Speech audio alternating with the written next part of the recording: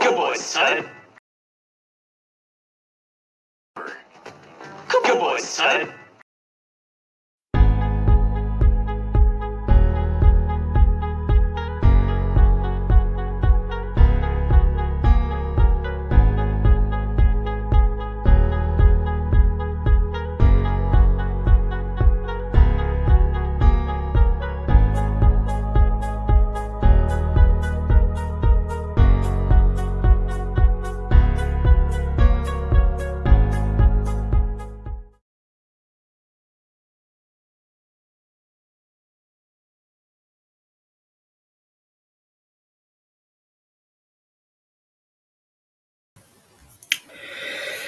Saturday after the unprofessional sports show, late nights, I still got a little bit of energy in me to just talk some sports. I don't know. I figured I'd go live.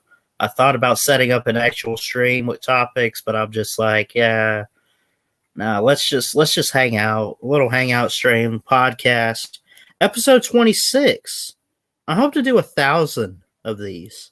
Seriously, 500 of them, man. Just do a couple each week.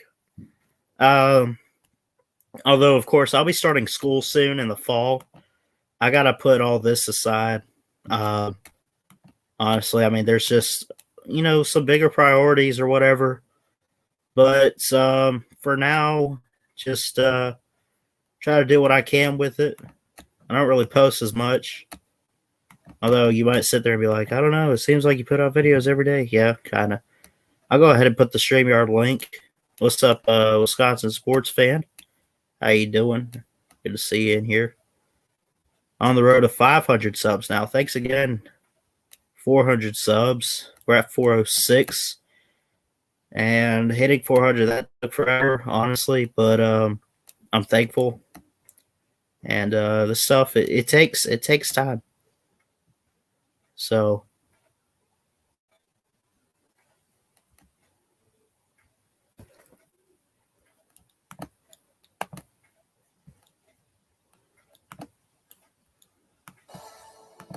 in a private conversation recorded more than a year ago. Our next guest is calling out hypocrisy in the woke culture. We'll see another co-host, and then she does have a tape that was made over a year ago when she was inside the NBA bubble rate. What do you think about Marquette basketball coming into this year? I don't know, honestly. I'm going to be honest. I don't follow Marquette basketball, so I don't know what to really think about the team. You let me know what you think. I'll check it out, though. Marquette, I guess the Golden Eagles. Let's see. Women's basketball, Megan Duffy, the head coach. I don't know. What's up, Samuel Pate? How you doing? Good to see you in here. Rachel Nichols did not know her home camera there in the hotel room was.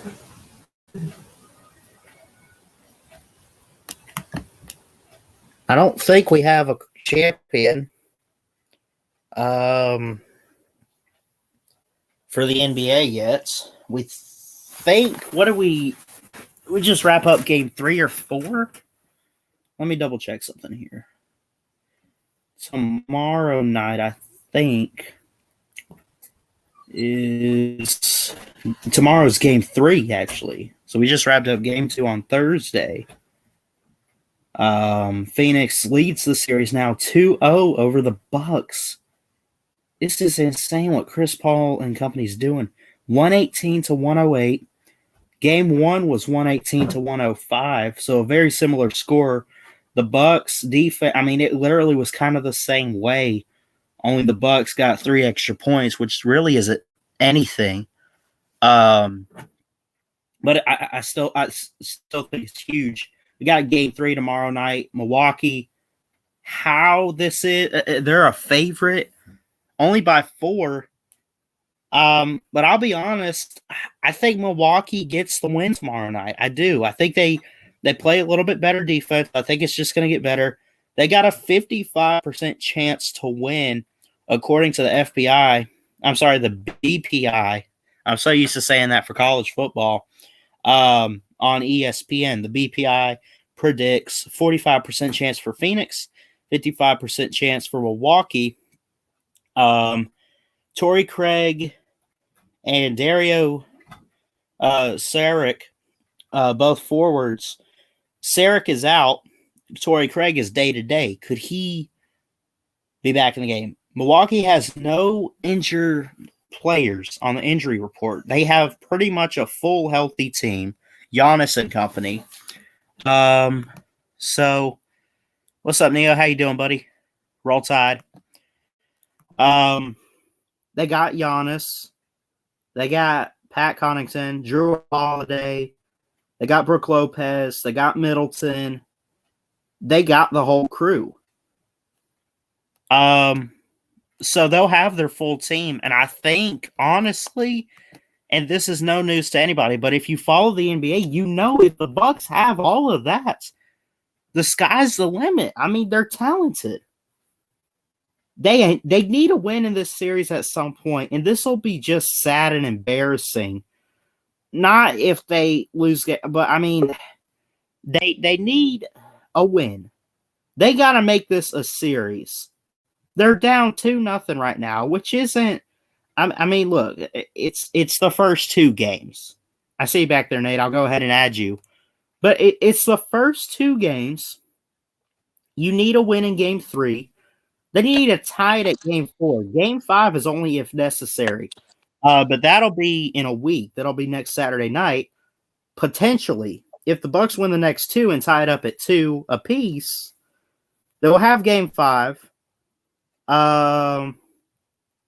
And I guess 6 and keep going. I don't know, but it'll just be interesting to see what they do. I think they get it done going forward, and I think they get it done tomorrow night. What's up, Nate? What's up, Howard?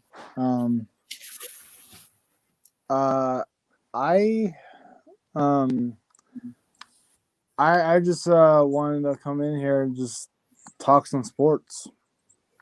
Yeah, what you got? Any thoughts on the finals? I think Bucks could upset the Suns. Is it tonight or tomorrow? It's tomorrow night at 7. Or Okay. 8 Eastern, 7 Central. Yeah, I think the Bucks could upset the Suns on Game 3, right? It'll be Game 3. It's not really so much an upset. They are favored by 4, the Bucks. Which why that is, I don't know. It might be because of Giannis. It might be, I don't know what it is, but they're favored. They just lost by 10 on Thursday. Right. And they lost by 13 on Tuesday last week. You know, it was, again, 118 to 105 last Tuesday, 118 to 108 on Thursday. So, I mean, it's not like they're losing by, a couple 3-pointers, and it's not super bad, but they're letting the Suns pull away. Ultimately, and I just think that the Suns just have too much offense, but Right. Pretty much the bottom line is the Bucks got to get a win tomorrow. They just have to. Mm-hmm. Yeah, I agree with you. In that last game with the Bucks and the Suns, that was begin with that game, I think that was like almost a blowout, but the Bucks kept fighting and eventually got a close game. So I like that a lot. Well, the last game, the 118-108 final. The problem was the Suns had terrific defense in that second quarter. So here's what we had. The Bucks led at the end of the first. They outscored the Suns 29-26. Okay, a 3-pointer away from a tie. The Suns are down. No big deal. The Bucks got outscored in the second quarter 30-16. Wow. Then the Bucks outscored the Suns 33-32. They both ended up having 30 points apiece in the fourth. But ultimately, because of just the lack of offense and answers for the Bucks in that second quarter. That held them back. If they had gotten, obviously they would have needed maybe 10 extra more and then clean up the defense a little bit going forward or something. I don't know. But just, Right. I mean, that second quarter really set the tone of the game for the Suns defensively and how they wanted to play going forward. Whew. And they got it done. Yep, I agree. Yeah, yeah. I think. Yeah, I just wish Giannis would do better, but I think he did. But I just Yeah. I just want Bucks to win that because I can't stand Devin Booker. You can't stand Booker on the Suns? Nah. I got really nothing against any of these players. I like them all. I think they're very talented. Then again, as someone trying to become a sportscaster, I can't really say anything about the players, so I try to be careful. But I'll say this. They're all very talented. Giannis had the most points of anybody in the game. It came down to defense. Giannis led the game in points, 42. Devin Booker had 31. That was the highest for Phoenix. But obviously, defense just and a slow start for Milwaukee, too. Just a few miscues early on. That held them back. So, I mean, it looks worse on paper for the Bucks because, they played a great game. They really did.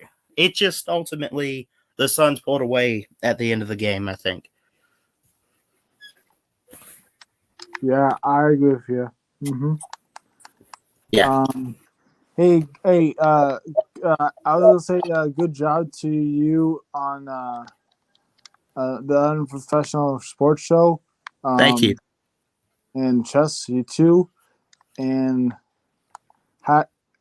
all those Unprofessional Sports Show, you guys took it like professionals actually. Well, that's how the show started out. We're unprofessionals trying to become professionals, and honestly, it's really just. And I hope Chess doesn't hear this and at least take it the wrong way. It's the Unprofessional Sports Show means everything to the both of us. Obviously, like it's like our kid. I know that sounds weird, but I mean we treat it and take it seriously. But we honestly, we are just two guys who love sports, and we try to put effort into the show.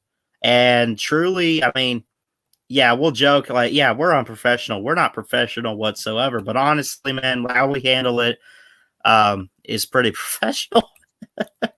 At the same time, yeah. Like we really do try to put a lot of effort into it, and we appreciate all the love and the support from all you guys. Mm-hmm. You're welcome. What are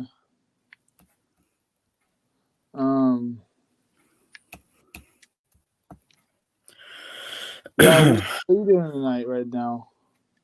What'd you say? What are you doing tonight? Just hanging around the house, man. Just hanging out. That's cool. I don't work until Wednesday next week. Cool. Seriously. I got some school stuff to look into, though, because I got school within the next month or so. I start, which will be great. That's cool. Yeah. Yeah. I don't know what. I was home alone till my dad got home, but I was home alone. I don't know what to do though. But I got you though. I just I'm just I don't know what to do. I got you. Wisconsin Sports Fan 100, what's up? Says, will the Rays be buyers, sellers, or both? You talking about as far as a playoff team? If you're talking playoff wise, I'm buying them. Not not saying that just because I'm a fan. Like, they really have had a good Right. bullpen. They've had a good lineup. They just have had a really good year. Past few games have been interesting. Now, the problem is we're below a 600 win percentage. At least we're above 500, but it's been tough. You know, we're fourth in the American League behind the White Sox, who I think everyone should buy, the Astros, hitting the trash cans hard, and the Red Sox at the top, who are at the top of the East as well, right above Tampa Bay. So I think they're buyers for the playoffs. I don't know if I want to say we're buyers for running all the way to the World Series, but miracle runs can even happen in baseball. It can happen in sports all the way around. Yep. Oh, you're talking about the trade deadline. I'm sorry. I don't know. That I really don't know about the deadline. Man. That's tough. What do you think about the deadline, Nate? You're a big baseball fan, I'm sure, right? Yeah, I'm pretty big baseball fan. Yeah, I like it. And I actually my favorite team is the Brewers, if you didn't know that. Because it's kind of like the colors of the Brewers is kind of like Michigan. That's why I like them.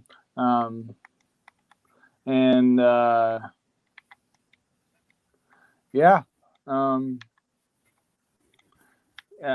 I think they're doing pretty well.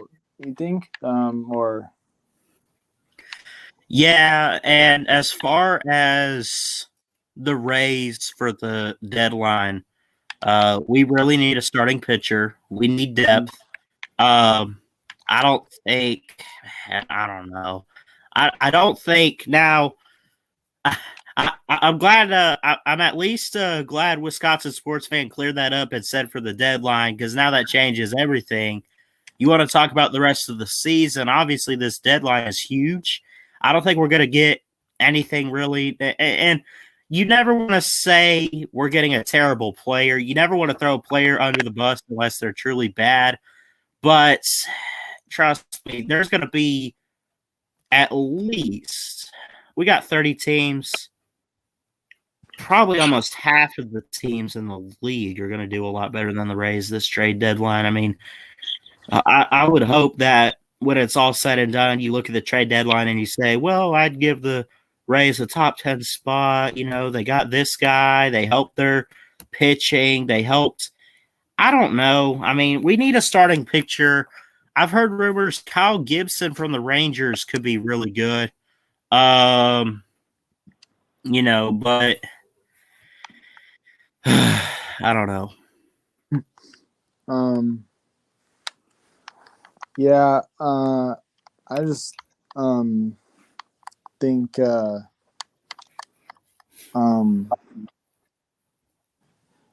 I don't know what to say, but I just want the Brewers to do well, even though they are.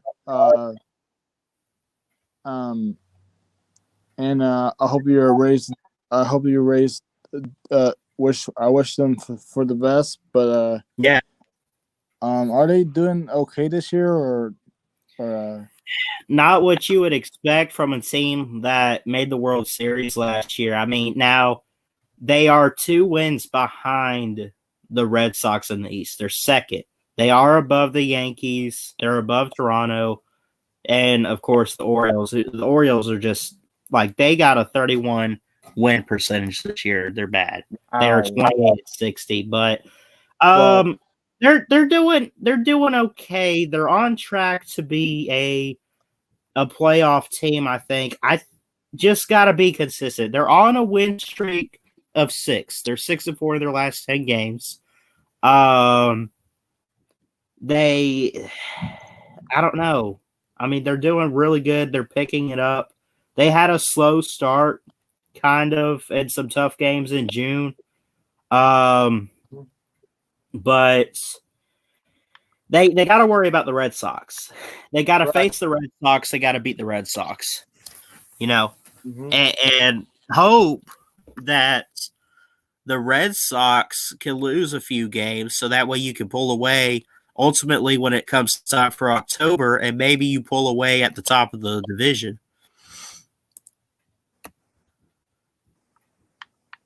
Maria Taylor rating. However, we know that ESPN suspended the digital video producer who told the network. What are you watching? Oh, it was just some guy ranting about what happened the other day. I'm not even going to get into it. Oh, okay.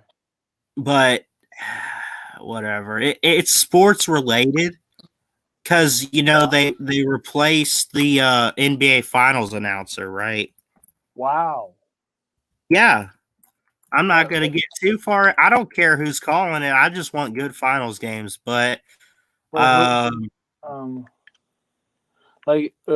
the announcer? Because I don't really watch it that much. But I think Rachel Nichols, who was supposed to do the finals, she's been doing the playoffs practically all throughout the season, right? She's done like at least okay. Not like every single game, but like you get to the conference finals, she'll be at one. She's host of the show The Jump, which I love hearing all those guys, Kendrick Perkins. So they didn't replace her. Well, no, she still has her job, but there were rumors about like Maria Taylor taking over. Wow. But people just got uppity about it, I guess. Is Maria Taylor the announcer for the college football or just basketball? Yeah. I think she's still doing college football too, but she's yeah. I was like, I like her because she does the game day and stuff with whatever it is. She's not an announcer. Reporter, I'm sorry. Oh. Thank you. Blue's clarifying. She's not an announcer. She's a reporter. I'm sorry. Well, who's the girl? Who's the woman that goes to game days? Is that her or Maria Taylor? Yeah. So that's the same girl or woman. Yeah. Okay, I was making sure because wasn't sure. Is Lou doing anything right now? Because he might want to. He's probably watching. I don't know. Oh. Lou is correcting, says Neo. Y'all join in the stream if you guys want to. We're just talking sports, hanging out. Yeah. Oh shoot. I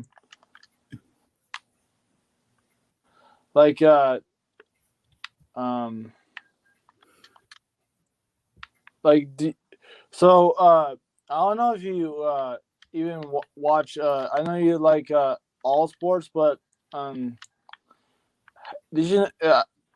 I think bowling. I know it's sport though, but I think it's like underrated with sport with NHL and stuff because PBA bowling has a deal with Box that with her PBA tour and stuff. I don't know if you watch it, but it's pretty darn cool. And the best bowler right now is Jason Belmonte. He's a Australian. He bowls two-handed. If you didn't know that. Yeah. Yeah, it looks pretty cool if you look at it. Like he goes he gets strikes every time he bowls. Not nine.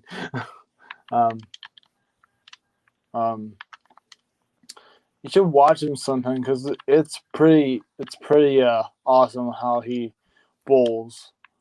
Are you a big bowler fan or not? Really big fan. I mean, bowling is one of those sports I'll go to a bowling alley and bowl. Yeah, I don't know if I want to watch it professionally or nothing. Right. But then again, wherever I end up in my career, I guess maybe I could call bowling.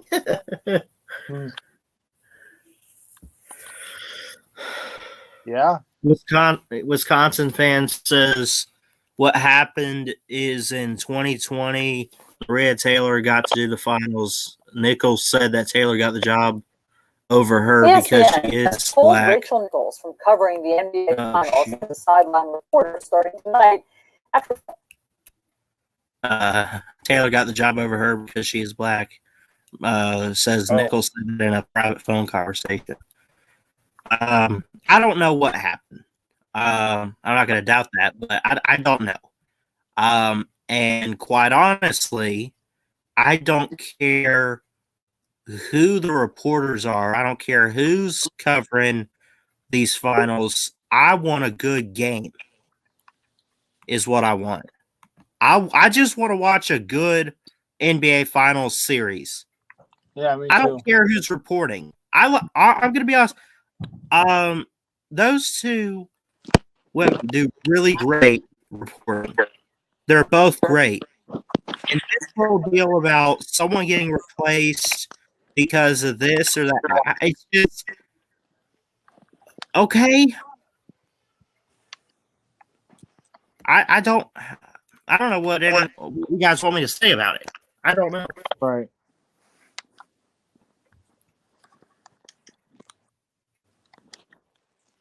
What's up, Striker? So,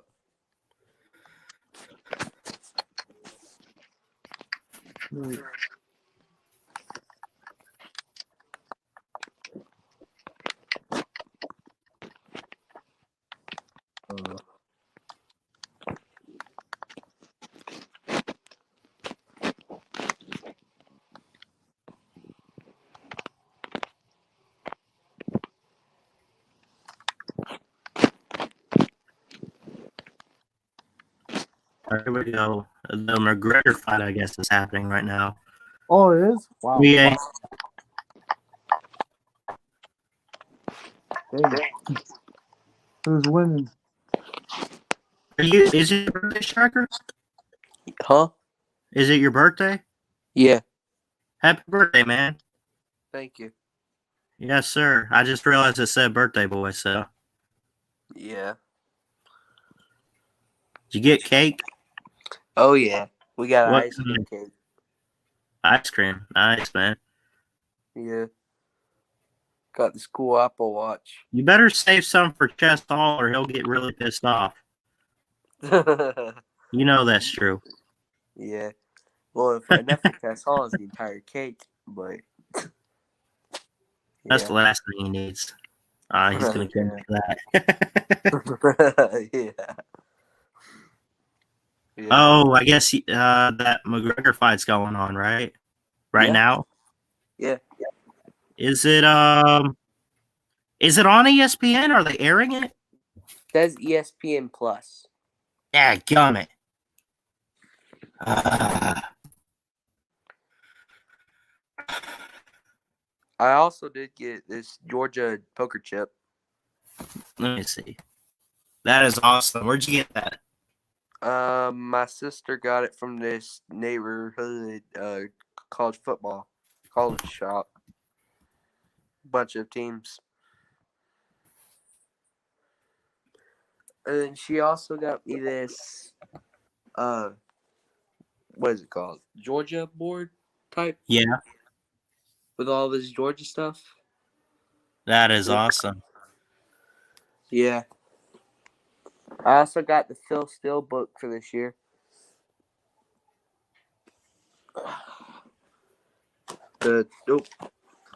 The 2021 book.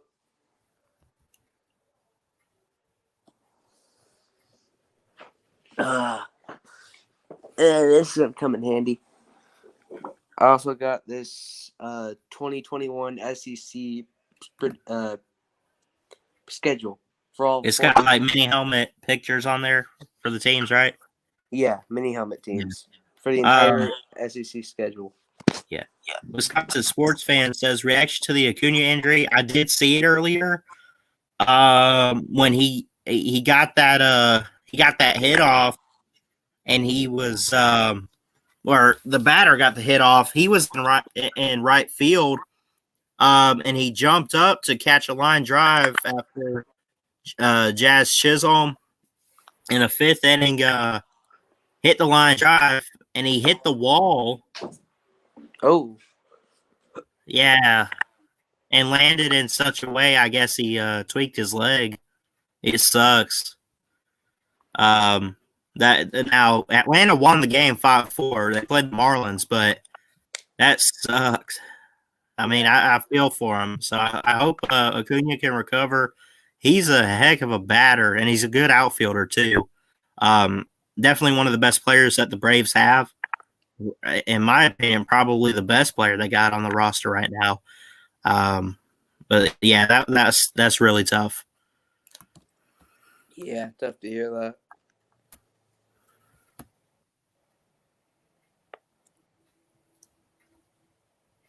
You got any illegal fights for this McGregor fight?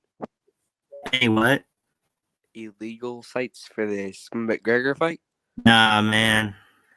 I hate that all the UFC and all. I hate that it's all premiums. That pisses me off. I mean, Right? Conor You need McGregor- ESPN Plus. You need this. You need that. I don't want that. Yeah, I'm sorry. I don't. yeah. No one wants ESPN Plus, Hulu Plus, HBO Plus, plus. Right. I'm sure I can find someone live streaming it on YouTube. Someone has to. Yeah. Someone has to be illegally streaming it or something.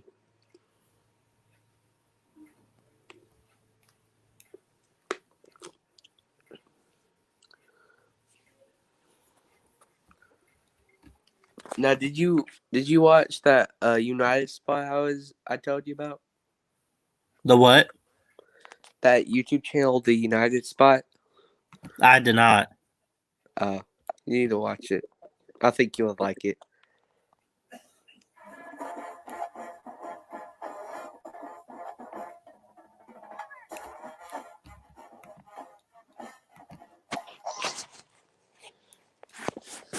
Yeah, you would like the United spot. Let me double check something.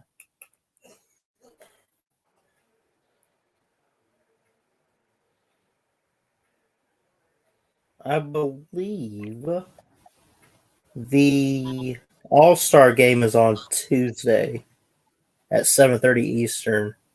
I want to double check the lineup for that. All-Star rosters.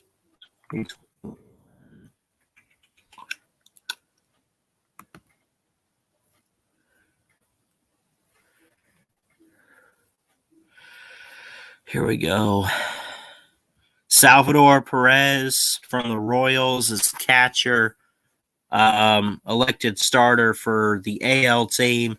Vladimir Guerrero from Toronto, first baseman. Marcus Semien at second base. From Toronto. Boston Red Sox and two guys in. Rafael Devers, third baseman. Xander Bogaerts, I guess. Aaron Judge, there you go. Designated hitter. Shohei Otani, designated hitter. Reserves. Oh, sorry. Mike Zunino, you need him. Joey Wendell, two guys from my Tampa Bay Rays. Carlos Carrera from the Houston Astros. Tim Anderson, the White Sox. White Sox are a good team. I'm going to make a bet right now the White Sox run the table and win the World Series this year. I love them that much, man. I think they're great.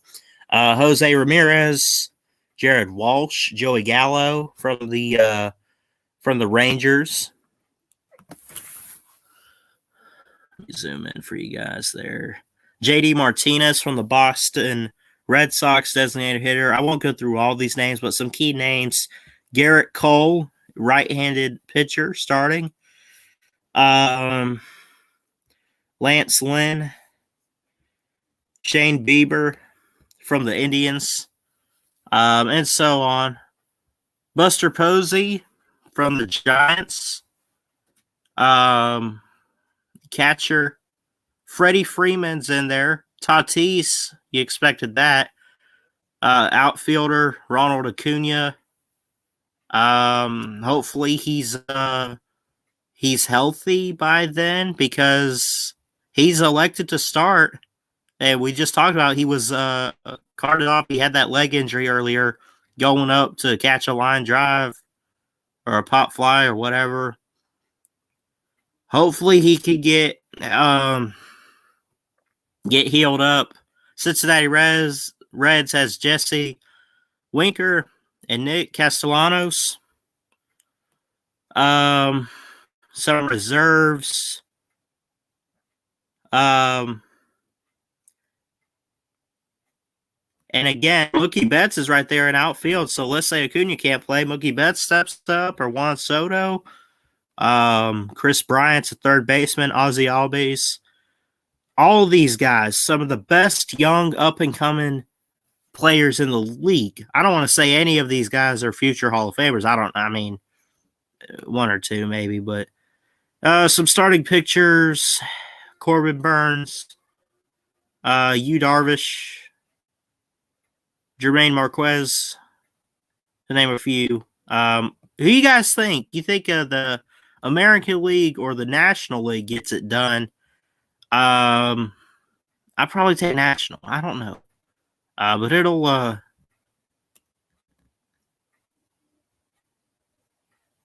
be interesting.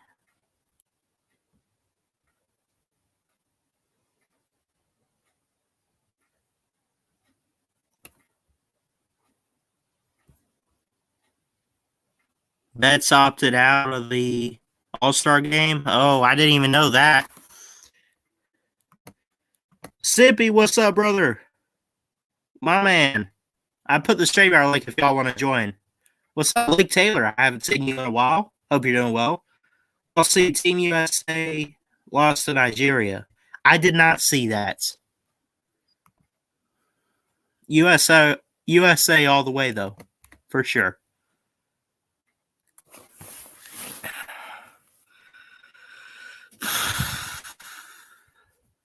$90-87 U.S. men's team. One of the biggest upsets in international basketball history, they're saying. Yeah.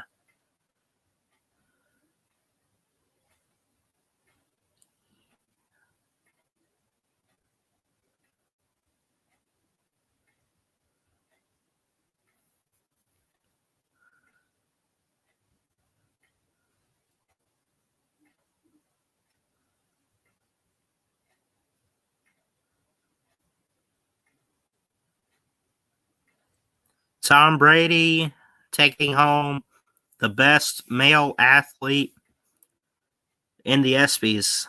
Let's go.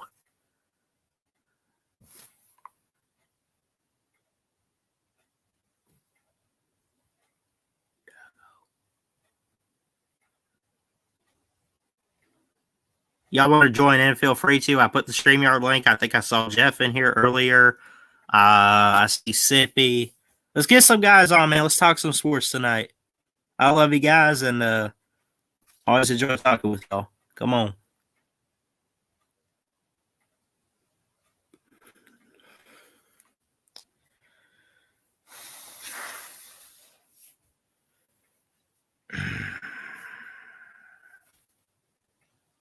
Give me one quick second, and I'm going to step away, and I will be right back.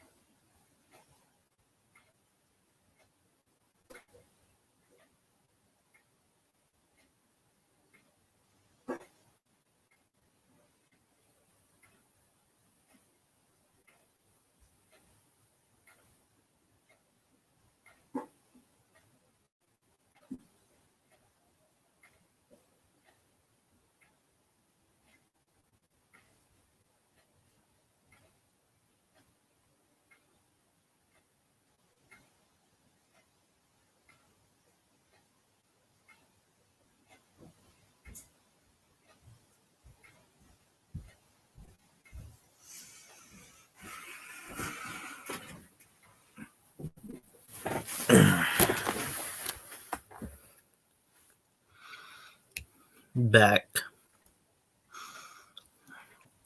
Doesn't look like anyone clicked the link, but again, feel free to. That's the whole point of these. Just hang out, man. Y'all want to get on, feel free to. But it's up to y'all.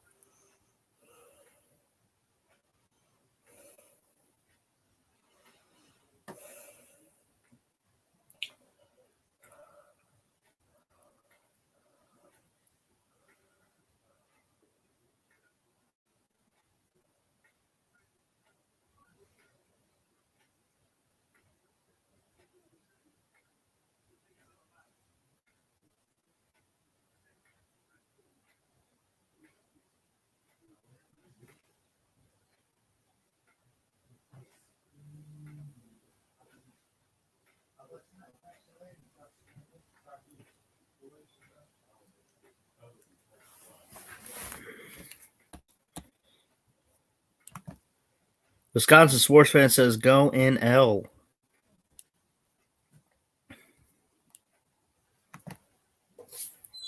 $4.30 is what you said, right? What?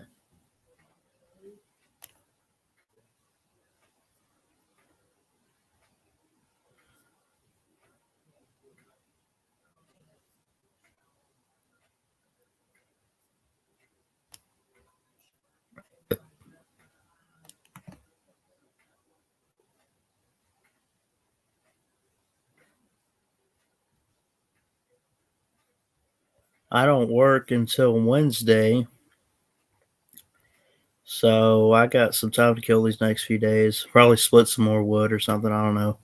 I got college orientation Wednesday as well, and so yeah.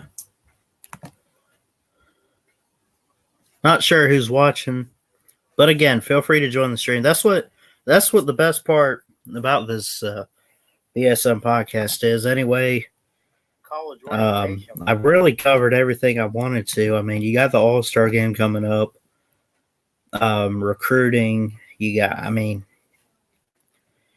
we're, I mean, less than 2 months away from the start of college football.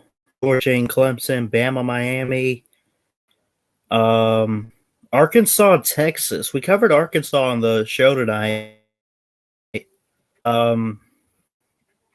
Arkansas, Texas, week 2, I believe. That'll be in.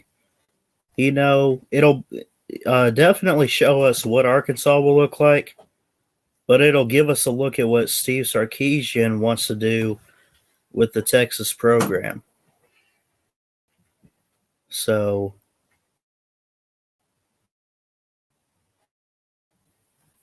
that's it, Bill.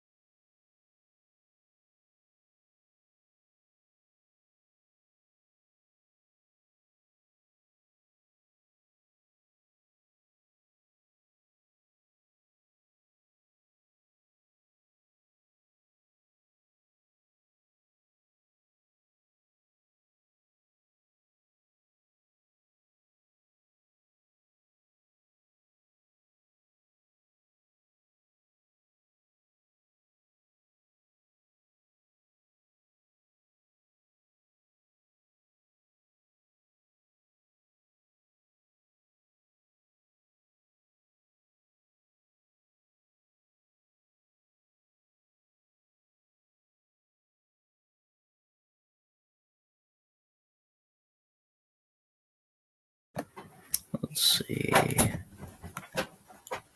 Not sure who's watching. Says 5 people, but guys, someone join me, man. Let's get this going. I saw Jeff in here earlier. I see Sippy.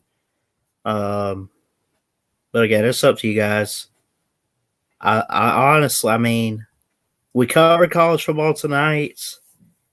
I talked some NBA with you guys. I talked a little baseball. I really don't have much. I mean, we got the finals. We got game, was it 5 or whatever, tomorrow night.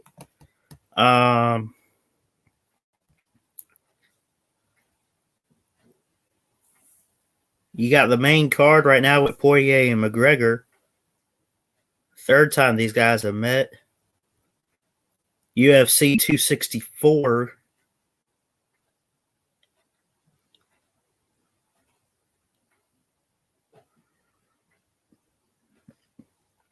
Hopefully, I can catch at least some highlights later on.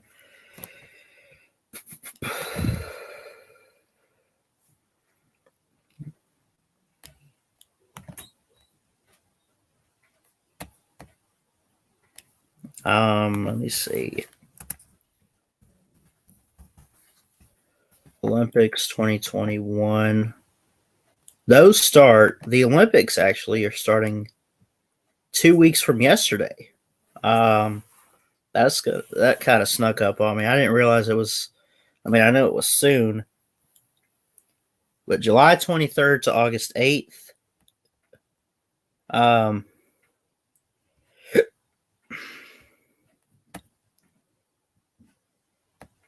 Should have had them last year, but that was when we had a pandemic going on. This year, things, I guess, are better, but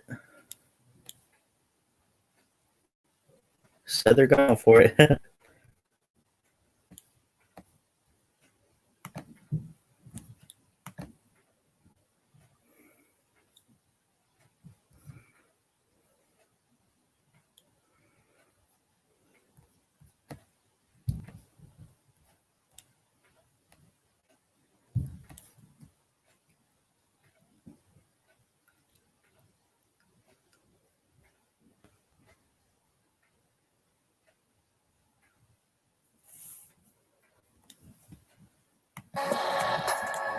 My nation, when we unveil the locker drop game with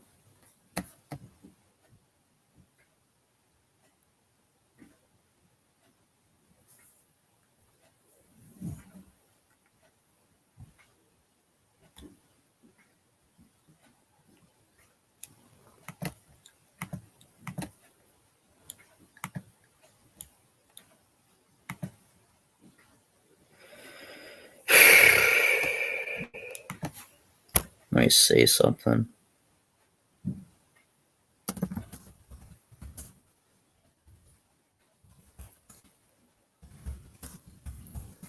Let's watch some famous moments and the biggest rivalry in sports, at least for college football. Just check this out. I'm going to throw you guys back here. This will definitely be a flashback video someday, but I try to go not so recent, although this one has been 11 or 12 years. But I want to take y'all back to this. I'm just kind of bored, I guess, is one reason I'm doing this. But this was more important than really anyone. Like, people would look at this and be like, so what? Big deal game-winning drive. But we really needed this. Check this.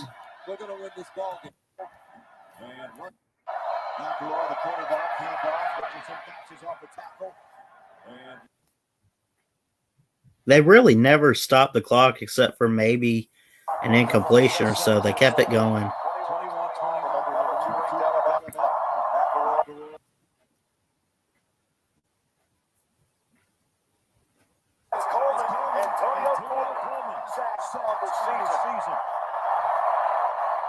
Here we go. McElroy throws it. Ingram. Here we go.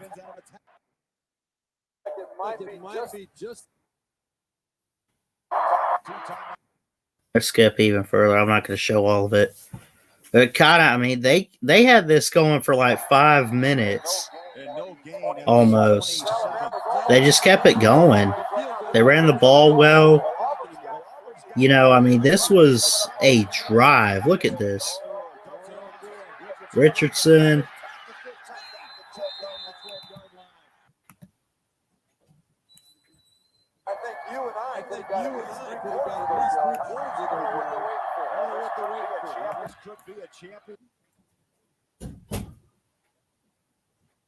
This is it right here, I think. Nope, Richardson, and he got it there. Another timeout used. In motion.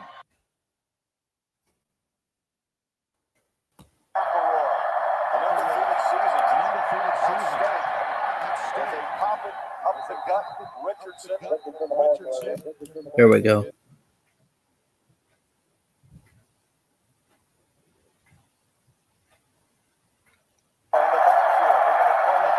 McElroy throws on the run, touchdown, up Church. Here we go.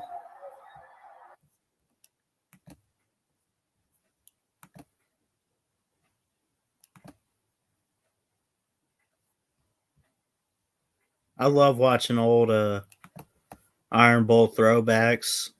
You know, just old Bama throwbacks, man.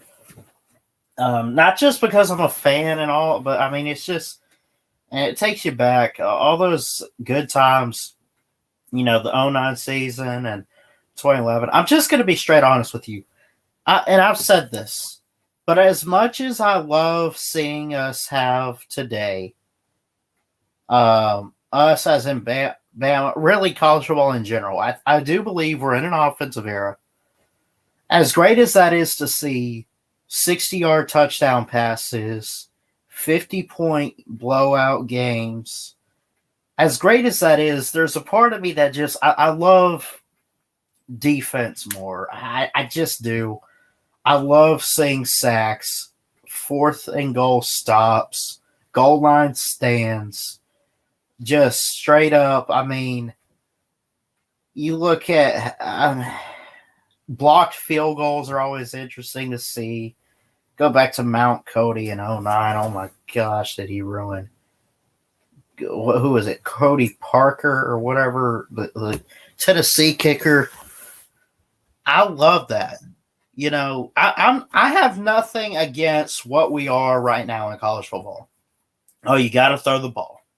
You got to have offense. You got to have quarterback play. Recruit the 5-star receivers and the tight ends and the recruit all. I'm not against any of that. But, man, if I had a preference, honestly, I want to hear from y'all too.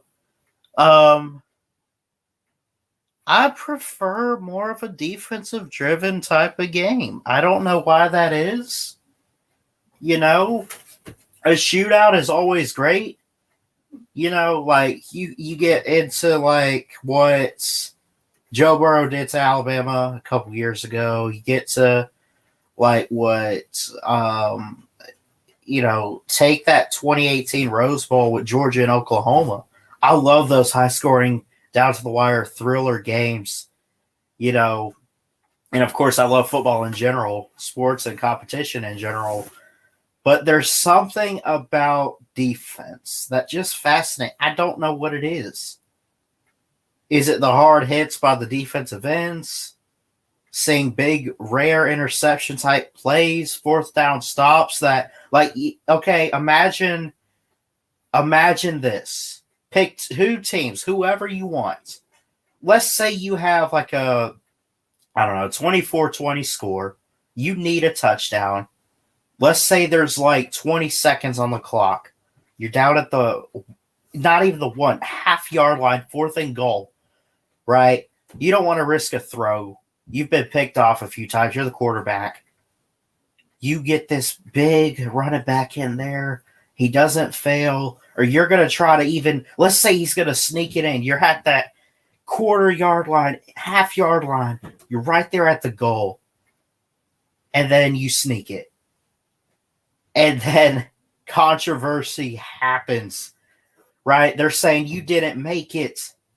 You're right there at the goal. You didn't make it in. Right? You got like, let's say it's down to like 4 seconds on the clock. It's the final play of the game, win or lose. You're taking that time off or whatever. Right? It's win, lose, situation. And the defense holds you, and you don't make it in. They review it. I love those thrill. And now, of course, nobody likes it when it's their team. But, let's say you get that with like, Miami, Florida State's a pretty competitive rivalry. Let's say Miami does that to Florida State. You sit there watching that game, you're like, that was some defense right there. That was great. It fascinates me. Defense in football. I love seeing the offense today. I'm looking forward to this season. Bryce Young, DJ, JT Daniels, all the quarterbacks we're going to see. Haynes King, I think, could be something at A&M. Brock Purdy in Iowa State, especially I could go on down the list with quarterbacks we'll see this year. That'll pretty much be Heisman hopefuls. If not Heisman hopefuls, they're at least they're still going to be good though. I love seeing all that, but the more I think about it, I love big turnovers, hard-hitting defense. I mean, think about these defenders, man. Used to hit hard. Oh my God, Derek Thomas at Alabama, way back when. I knew there was some guy like Refrigerator Perry was a guy at Clemson. You think about some of the best defensive backs you've seen in college football. I mean, it's crazy.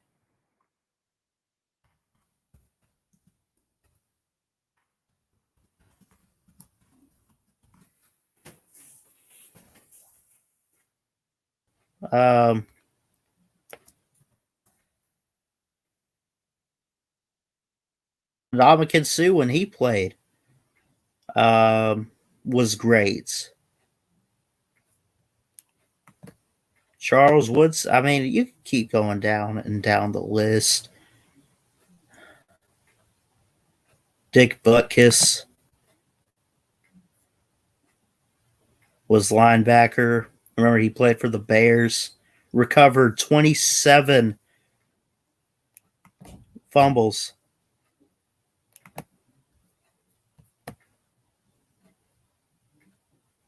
In the NFL, Dick Butkus played 119 games, got 22 interceptions, 27 fumble recoveries. It's crazy. What's up, Megan? I'm with you on leaning on the defense, leaning to the defensive side. I love those LSU Bama games when one touchdown was scored. Yeah, go back. The game of the century, 9-6. 9-6 game of the century in 2011. Remember the rematch too in that BCS game, McCarron, and company 21-0 shootout. I'm sorry, shutout over LSU. A revenge game that was still defense, but at least there were some touchdowns. That's another one right there. Let's see. I'm with you on leaning to the defensive side of the ball. I actually love those LSU Bama games when one touchdown was scored. I'm not trashing today's game either. It's got positives. Oh, no. I'm not doing that too. I love how it is now. I love the offense, but I'm just going to go ahead and say that I love defense. I just do. I love the hard hits. I love turnovers. I love down to the wire stops, right? Like the drama, like, oh my God, he didn't make it, or, he didn't get it, or it's picked off, or whatever,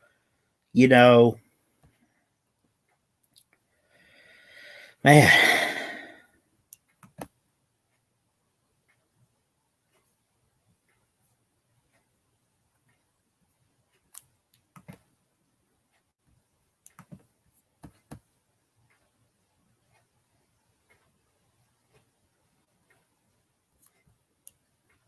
If anyone wants to join in the stream, feel free to.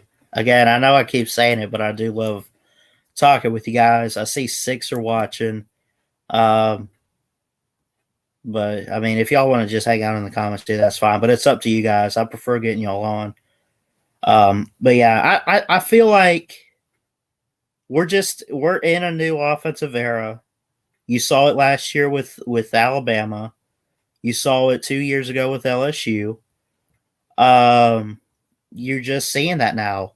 And I think it started back actually more so with guys coming in like Tua.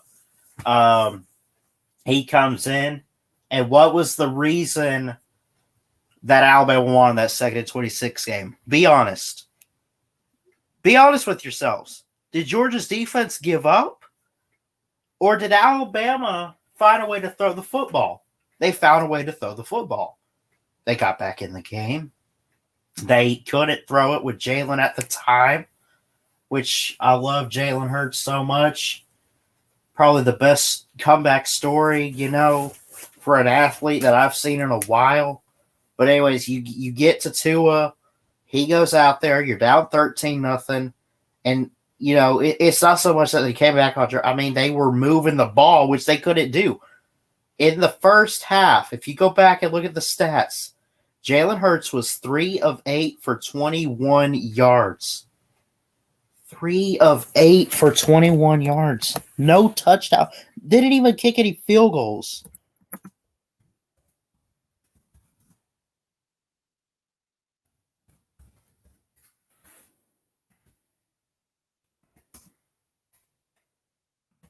It's crazy. But we get a guy out there.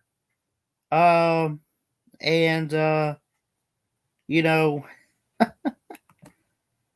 do you know? We're throwing the football. And in that game, Tua was 14 of 24, 166 yards, 3 touchdowns, and an interception. Jeff says give him 10 and he'll join. Take your time, man. Do you see it going back the other way anytime soon? Like back to defense winning championships? Says it doesn't look that way now, but college football is always changing. I think at some point it could. But, I mean, think about it. We've never seen offenses like this. It's really always been a defensive type of game. It could go back. Do I see it? At least not anytime soon. I think offense for the next decade or so. I know that's too far out. We don't know what any recruits or anybody's going to look like 10, 20 years down the road. We don't know who the coaches are going to be. We don't know what recruits we're going to have. We don't know what the hell's going to happen. But at least for right now, if you were to ask me 10 years from now, are we more defense or offense? With the way things are going, the fact that it's not slowing down with offense, and with how many young coaches there are and young quarterback. I mean, look, we just saw Trevor Lawrence win a championship as a freshman 2 years ago.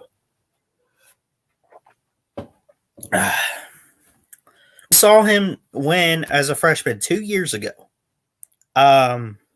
3 years, I guess, whatever. We saw that happen. And not only did he put up a lot of points on Alabama, he blew them out 44-16. I hate to bring the game up, but that's just what happens. You know, that's how it is. You saw that happen. Then you see the year after, right? And think about this. Think about this. Let's not forget how that season went down in 2018. That was after 2nd and 26. I think that kind of started something. I think Tua kind of started this. Not that I'm going to give him all the credit. I mean, you got to look at Trevor. You got to look even at a guy like Joe Burrow. Yeah, systematic quarterback, but you can't, hate on system QBs. If you're a system QB or system type of player, nothing wrong with that whatsoever. Just find where you fit in, find the right coach, find the right offense, the scheme, and make it work. Tua had that 2nd and 26 game. And, of course, we know all about 50 points a game all throughout the regular season in 2018 with the Tide. Now, you go into that game, Trevor Lawrence is a freaking freshman quarterback from Cartersville, Georgia. He steps on the field in Santa Clara that night and puts – Bama couldn't handle Clemson's defense. Couldn't even handle Clemson's defense, right? But you got to think, here's what happened. Bama did drive down into the red zone. How many trips did we have in the red zone? We get down there, right? We're at like the 10, 5-yard line, somewhere in there. Just got some penalties that held us back. Offense couldn't get clicking down in the red zone. But at the same time, how many times could the defense not get off the field on 3rd down because this quarterback's throwing bombs left and right, just throwing the ball? Travis Etienne's running up the middle on us, right? He put up 31 points in the first half. It was 31-16 at halftime. They shut us out, and he gets 13 more points in the second half combined in total. Wait. Yeah, that's right. Anyway, I think it started there. And then the next season, not even a year after that, we're seeing Joe Burrow. LSU didn't win because of defense. LSU didn't win in 2019 because of defense. They won because Joe Burrow, because Justin Jefferson, because of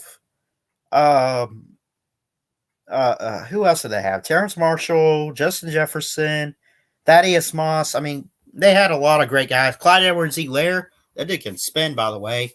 I think he's a really good back. Right, you look at that, and then not even forget championships.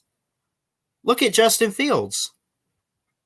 I mentioned Tua, right? Think about this.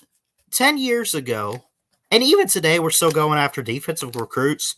But what's the one thing everyone's talking about is these 5-star quarterbacks. Forget about safeties. Forget about corners. We're looking at these talented quarterbacks. If I see that, that's what I want to show you guys. Check out how this guy can throw. Check out how he steps up in the pocket. Check out how fast he can be, how mobile he can be, right? Forget about what the safeties do. Look at this quarterback. We're fixing to watch DJ Uiagalelei at Clemson. We're fixing to watch Bryce Young. I'm going to give JT some credit at Georgia. You got that. We're fixing to see quarterbacks next year. I know I've said some stuff about, I think Bama will be more defensive driven, but still,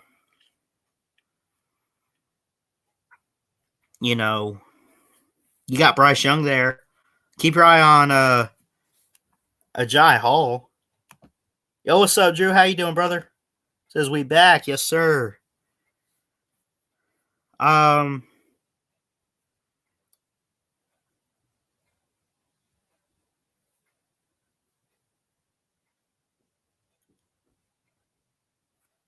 2 days ago, Jeremiah Alexander, 5-star defensive end, commenced to Alabama over Clemson. You're seeing a lot. I'm noticing prospects, a lot of defensive guys in this next class. Oh, here's another one. You look at Ty Simpson coming into Bama like next season, not this year, but the year after. Arch Manning, quarterback. Keep your guy. There's this, I think he's 4-star, but he does look good. Cade Klubnik at Clemson. We're just in an offensive era. We really are. I'm sorry. I know there's traditionalists out there, and go ahead and whine and cry because defense isn't, football's not the same because defenses and stuff. Yeah, I get it. Go ahead and pout. But that just is, it is what it is.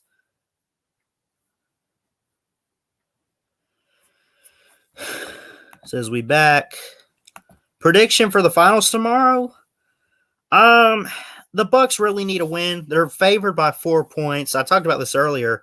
I'm gonna take a wild guess, or not guess, but prediction. I think the Bucks finally win a game in this series. Phoenix is up 2. But I think the Bucks will get it done. They only lost by 10 on Thursday. I don't know really score-wise. I think it'll be in the hundreds. I think there's going to be a lot of offense. But I think the Bucks will win this. I really do. And they'll cut the series 2-1.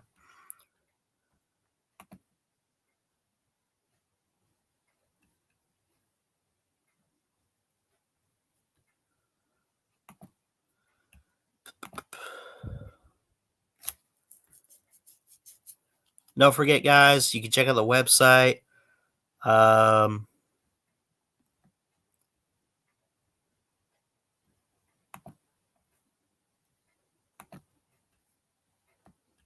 You can also, I've made a Discord server a couple weeks back. If you ever want to just chat offline or at least off of YouTube with me, feel free to. I hope that sends you to the right one. Double check something. I mean, it said copy link to invite, but I don't know. I'm still trying to figure out Discord a bit. No Sports Media server.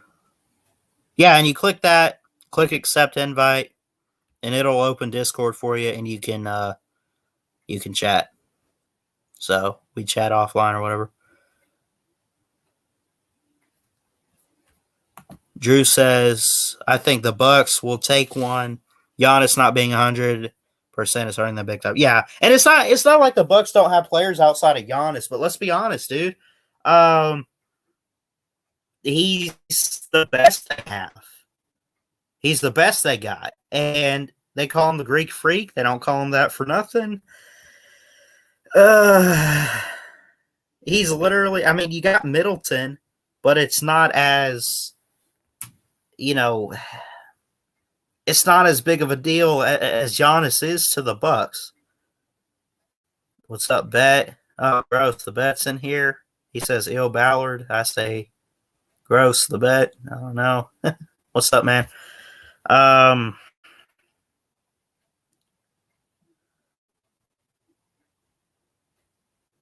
Yeah, the Bucks are clearly not the same without Giannis. I mean, let me ask you this. Let's say you have this matchup, right? Let's say the Bucks are without Giannis, right? Their best player. And then, I don't know, Devin Booker's been pretty lights out this postseason and throughout the year with the Suns. But, I mean, we know what Chris Paul is. Let's say, okay, you don't have Chris Paul for the Suns, and you don't have Giannis for for the Bucks. Who you taking? Right? These teams don't have their best player. Who do you take? Is it? I mean, well, actually, Devin Booker is the lead scorer for the Suns. If you want to go off, let's go offense. Giannis leads the Bucks. Devin Booker leads the Suns. Either way, however you want to look at it, right? Let's say you don't have Devin Booker and you don't have Giannis. Who you taking? Chris Paul steps up on the Suns. And maybe someone like Holiday or Middleton or whoever. Maybe Brooke steps up. I mean, who you taking?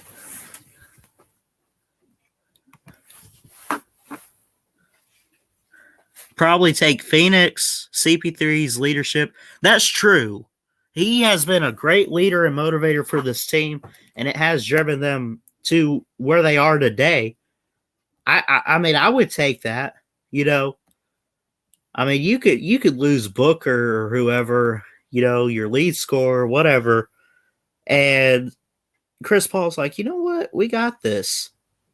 You lose Giannis, and no offense to Middleton or anybody else, but I mean, it's like, where's the Greek freak at? Where's he at? It's like, what do we do now? I don't know. Bet says he's in Pensacola at the moment. That's cool, man. Enjoy it. Take it. You're on vacation. You enjoy that. Have fun with it.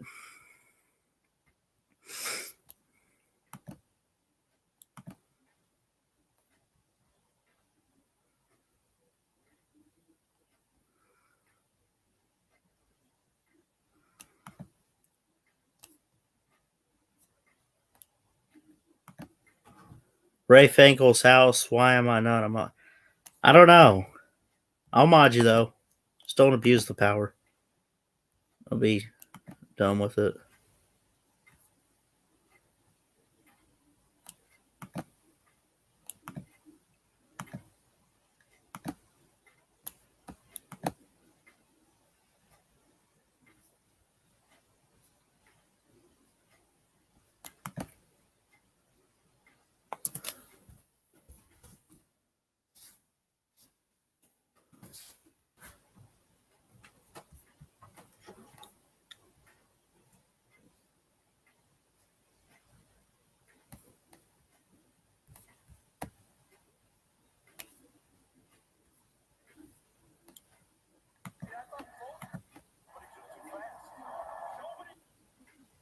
When he rolled over, Ben Davis was coming in there too.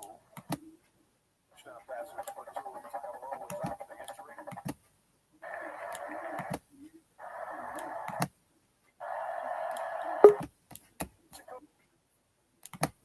Welcome back, Jeff. Or welcome in, I guess, because I know you said you joined. Yeah, well, taking care of the dog for a while. We were playing. Yeah, Finally stopped raining here. Hey, pets are important, man. For sure. How you been? Well, by my best guess, looking at the numbers that have been published for the TV ratings, I would guess that there are somewhere between 14 and 18 million Americans who don't give a rat fuck about the NBA Finals. Oh, I know. I know. That's how far the numbers have fallen, and it is 100% the fault of the NBA itself that this has happened. Yeah. Well, I mean, there's been a lot of drama even this week about. And I mentioned this earlier. I really don't want to get into it, but I'm sure you probably saw the whole Rachel Nichols and Maria Taylor deal that went down. Oh, yeah. Yeah. I mean, it's stuff like that that's just driving people away and pissing them off, and they just don't want to watch it. I can't wait for the damn thing to be over so that ESPN will talk about something but the NBA. Go to ESPN and 52 They'll minutes get out back of to every baseball. They'll get back to baseball is what they'll do and what they need to do. They spent 52 minutes out of every 60 talking about the NBA. I'm sick of it.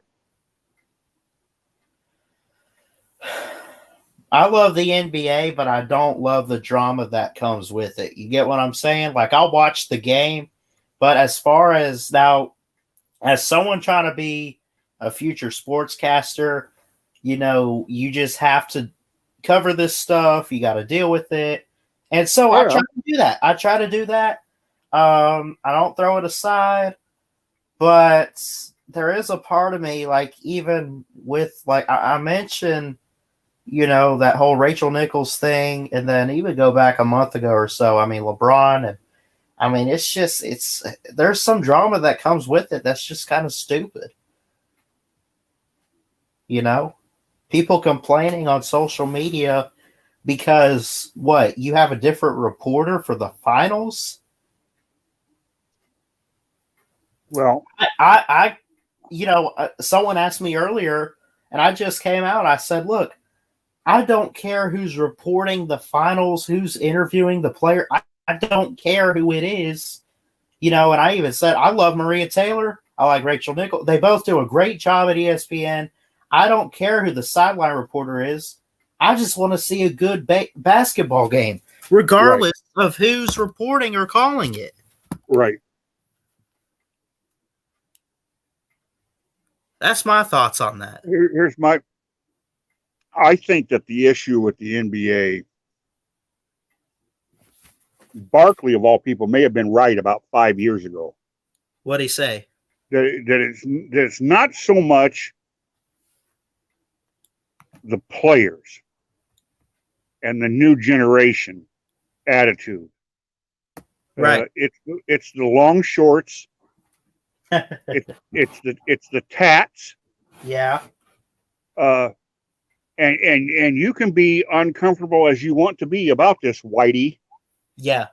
But the truth is, and this is Charles Barkley who was saying this, they have ghettoed the game. Yeah. And they drug the game into the ghetto and brought the ghetto into the game, and it's driven white folks, as Charles Barkley said, it's driving white folks away. Yeah. And white folks are buying the tickets, and white folks are running up the TV revenues because they're turning in to watch the game. And if you piss off your majority audience, you're going to pay. And Barkley got a lot of hell for saying that. He caught a lot of hell, but he might be right. I remember. And the game has turned into a 3-point game. It's turned into nobody gets called for traveling. There's flopping all over the place. They basically are saying just have the ball.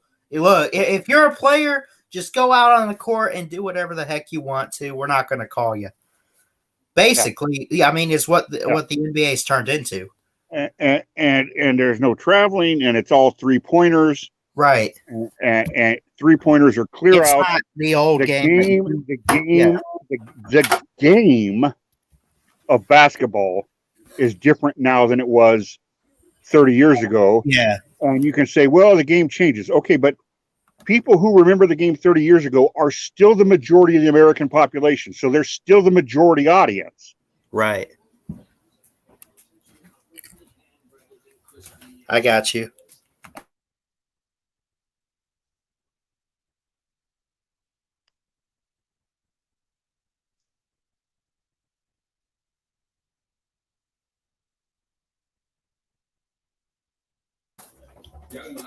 It's just it's changed so much, man. It wasn't. I don't know. I wish I could go back and see all those guys. I know we were talking a couple weeks ago about the great players of like the 80s and all that, all the Larry Birds and even Barkley. I hate to bring up Auburn, but I mean, even there, I mean, I would kill to go back in time and just see all that or see these guys play today. Those guys would not look LeBron and all that. They wouldn't even compare to what, even back with Kobe and Shaq. I mean, those guys would kill people like Luka Doncic or Kawhi Leonard or LeBron or all the guys we're seeing today, they get killed. Well, the game was in the 90s. It started to calm down, Right. but in the 70s and the 80s, the NBA was extraordinarily physical. Yeah. Very physical.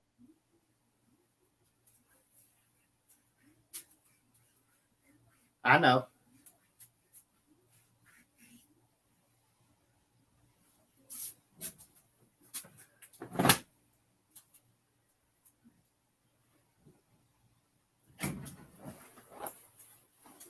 You do any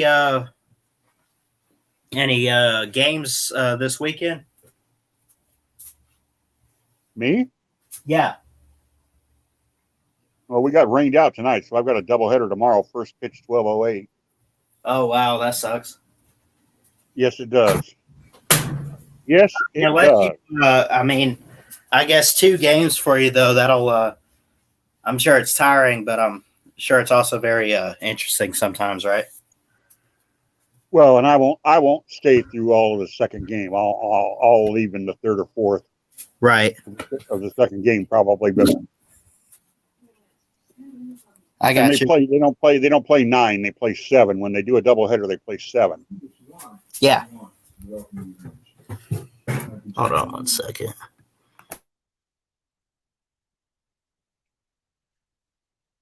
And everybody's ready to get to the All-Star break,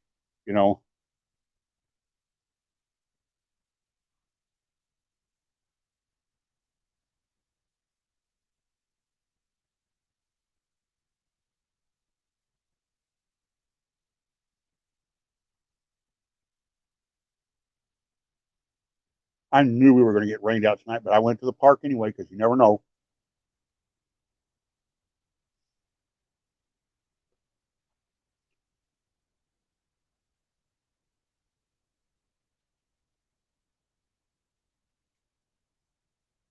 I just went in the press gate and took the elevator, went straight up to the press box and said, "I'm just sitting here until they decide." And didn't take them long.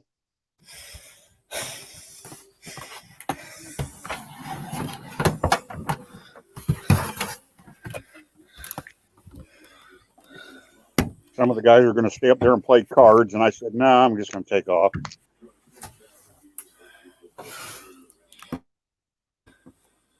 Yeah. Sorry, I have a couple things going on.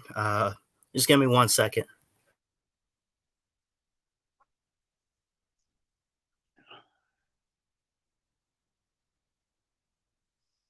Let's see who all's in the who all's here. Shout out to Drew Morton. Are you still here, Drew? Give us a 1 if you're still here, so we'll know you're still around. Drew Morton, the bet. Ray Finkel's house. I still don't know who the fuck Ray Finkel is. Ray Finkel's house. John Cofield. Megan was in here for a while. Whiskey sports fan, but he's disappeared.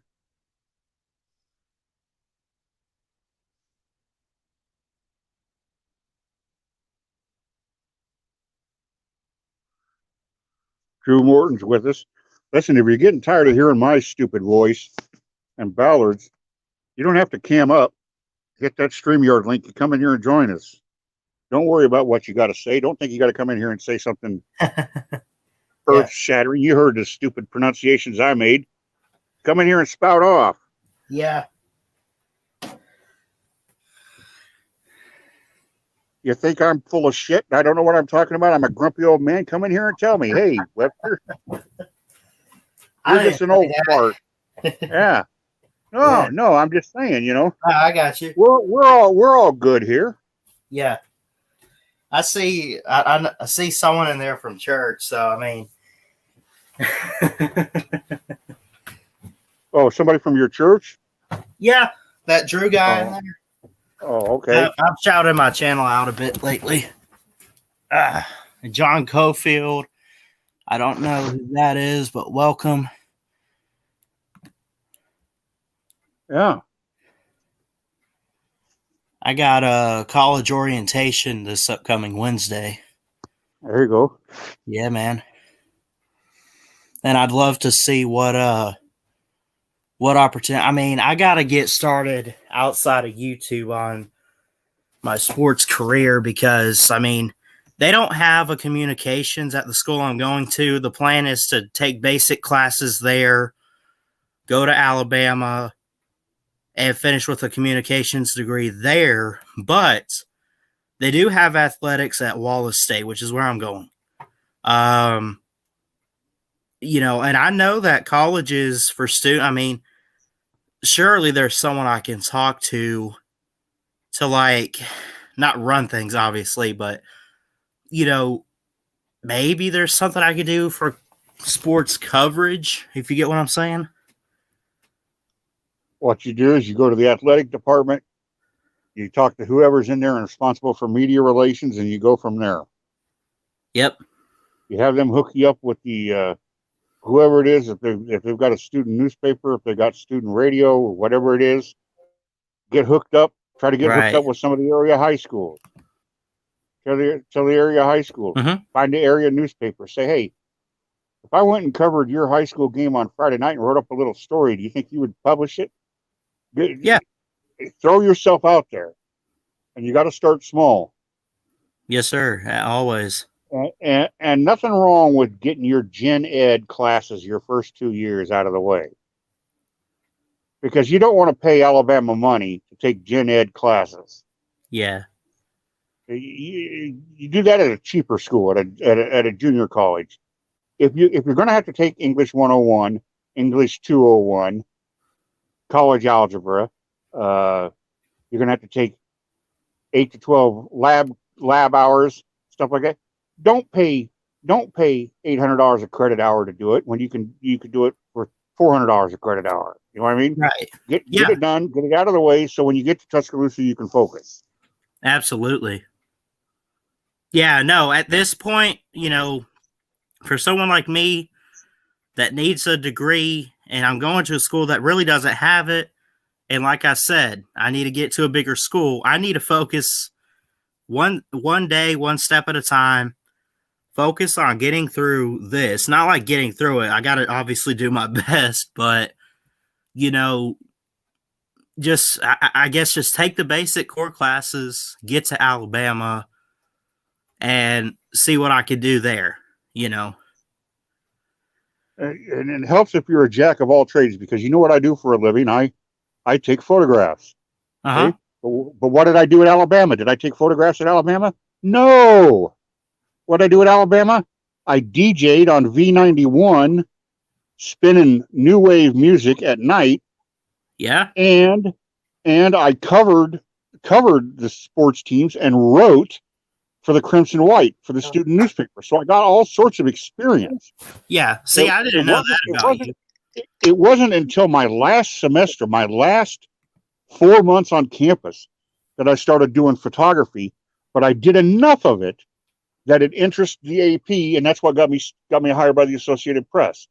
And they flat out said, well, you've done some radio, you've done some print, you've done some photography. So we'll get you up here, and we want you up here, and then we'll see where you fit. Okay, well, where I fit was behind the camera, and that's how that became one. You know, right? But like being a producer type guy. Don't limit yourself to say, "Well, I'm just going to be a play-by-play guy." If you try to go down that narrow road, you're going to fail. Oh, yeah, I got you. You've got to have your. You don't go fishing with one rod here, is what I'm trying to say. Take 5 or 6 rods and throw a bunch of different baits in the water and put some at the bottom of the lake and some in the middle and some on a bobber at the top. Yep. And see what fish, which one gets the fish first. That's right. Right. Yeah. And make the fish want you. For sure. Let me see. Drew says, for those who are listening in the comment section, Ballard is attempting to do, or wants to do, it's a backup in case you don't know what I was saying. What I was referencing is the fact that I'm a 1989 University of Alabama graduate with a Bachelor of Arts in Communications and a minor in American History. Nice. So what he wants to do is get a degree in communications at Alabama, which is what I did 32 years ago.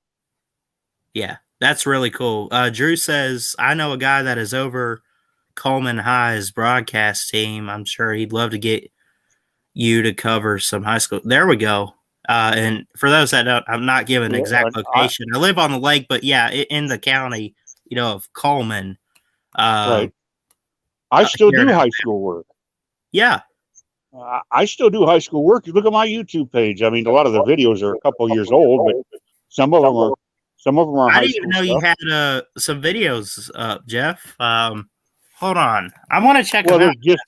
They're just cheap things taken off my phone from stuff that I was doing. But when the COVID hit and I needed to cover some stuff and I needed to get some money to make up for the fact that there wasn't a lot going on, the few high school sports that were being played, I jumped on them. I took the opportunity to fill in the gaps. Now it wasn't great money, and it was certainly nowhere near what I get paid by the iCubs or by Iowa State. So you shot this stuff here, right? It paid for gas. Yeah, man. It kept my lights on, and it was kind of fun for a change to see the high school kids. I don't mind covering high school sports. I'm not, quote unquote, too good, unquote, to do that. Some guys I know are like, well, I'm not going to do that. Like it lowers them. I said, hey, money's money. Yeah. If someone wants to pay you to do a job and you don't want to do the job, I'll take the money. For sure. Give me the assignment. I'll take it. Oh, you don't want to cover Dowling Catholic versus Valley 1 versus 2 5A football because it's only $100 and it's high school. Okay, I get to go watch a great high school football game on a Friday night on a night when I'm otherwise not doing anything. Okay, right. So I would be sitting at home. Okay, and I'm going to have about 3, maybe 4 hours invested. And I'm going to get $100, and I'm going to make the I'm going to make the ADs at these two high schools happy. Okay, yeah, I'll do that. Let's see, 4 hours of work. Get to watch a little high school football. Otherwise, I'd be sitting at home, and it's $100 bill. Okay, I'll take that hundy. What's up, Atypical? How you been? Oh crap, he left. I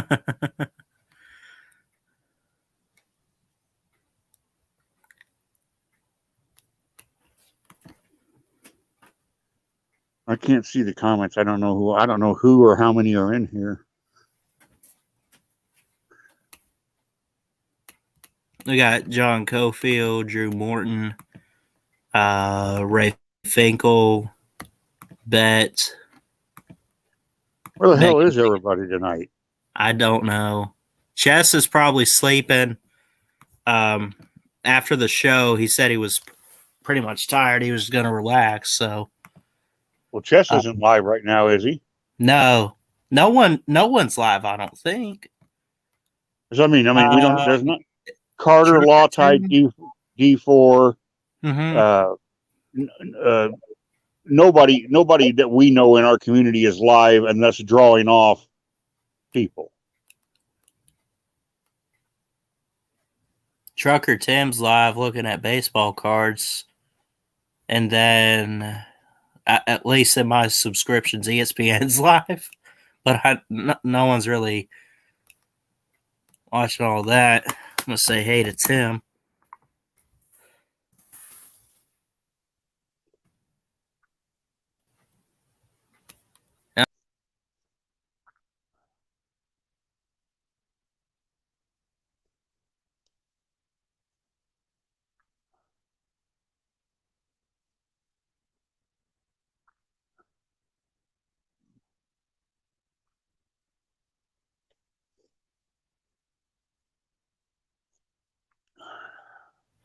My bad. I meant to click over back to this. And not kick myself out.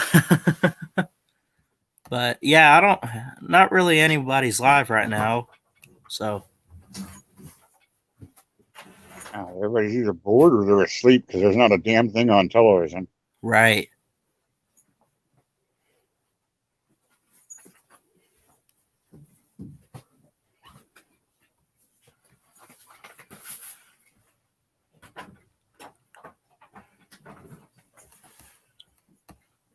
Let me see.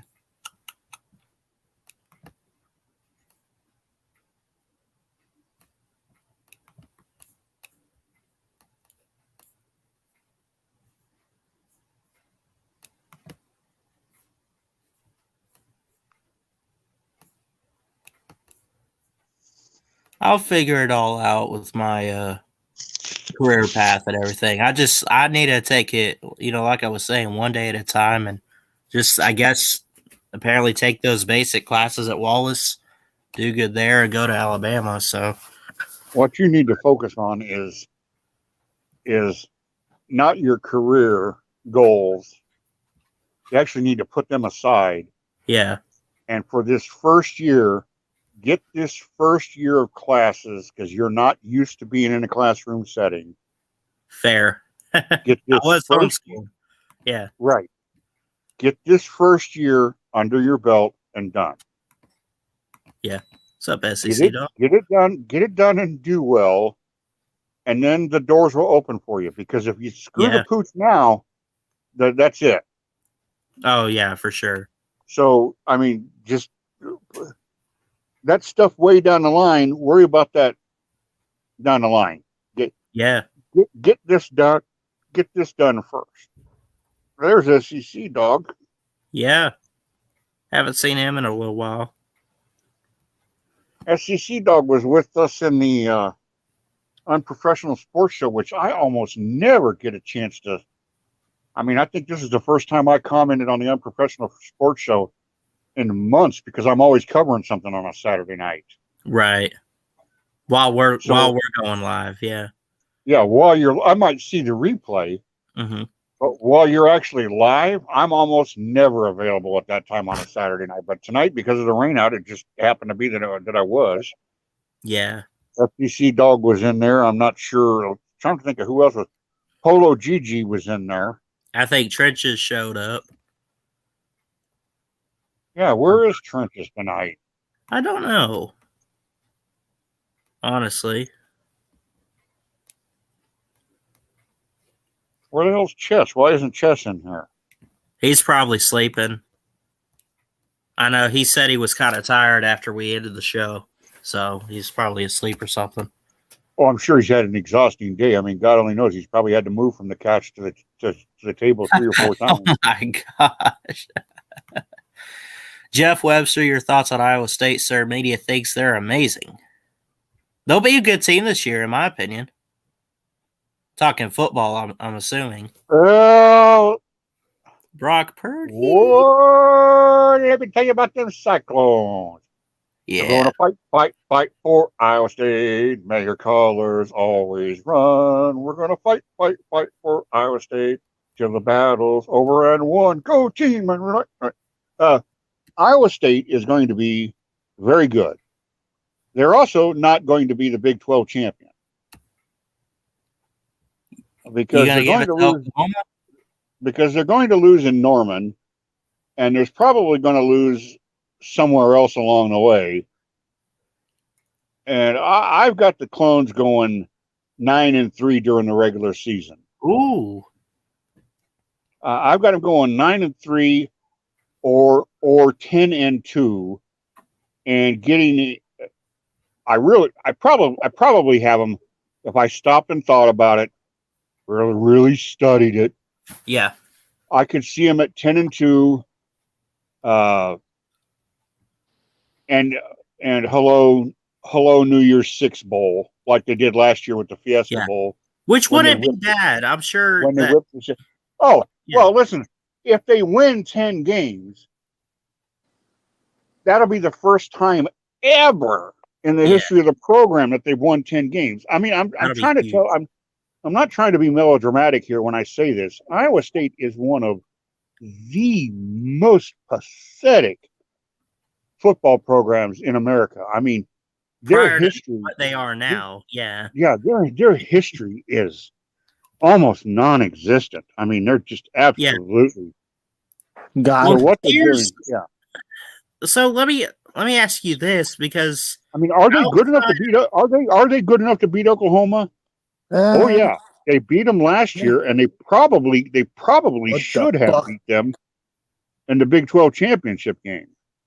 I think I Purdy see. threw a bad interception with 4 minutes left, and that you know. I'm scared. what? I'm scared with these centipedes. And there's one on my carpet. Let me see this. What? A centipede. Oh my gosh. You're scared of that? Dude, I yeah, kind of, yeah. That's still a Pick good it up season and for throw it Iowa State. outside. It's that simple. It's like a What is worm. it? SEC dog, I would have to tell you, as somebody who sees Iowa State play in person, What is it, Ballard? Like, what is this? I don't. It's like a small worm. Just pick it up and throw it outside. It's that simple. I can't help you. Not physically. I mean, Oh God!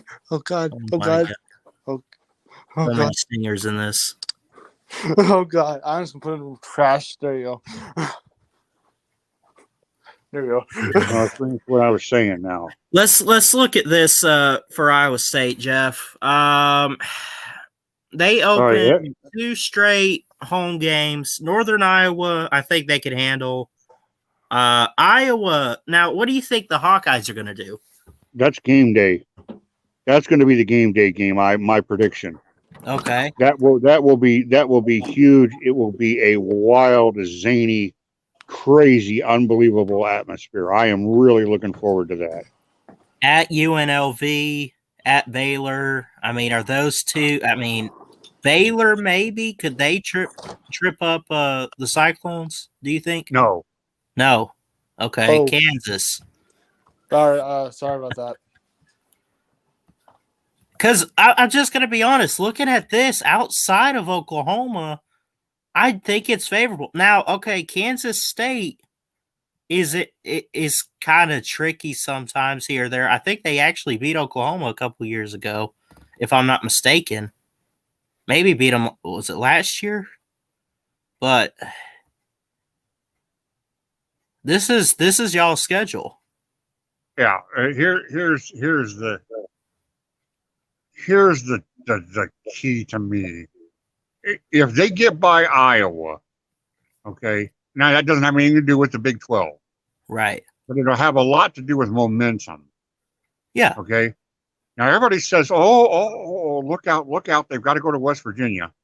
Iowa State has absolutely fucking owned West Virginia the last 3 years.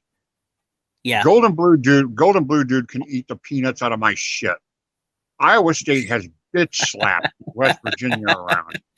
That's and true. The one game in which the score was close is because Iowa State called off the dogs.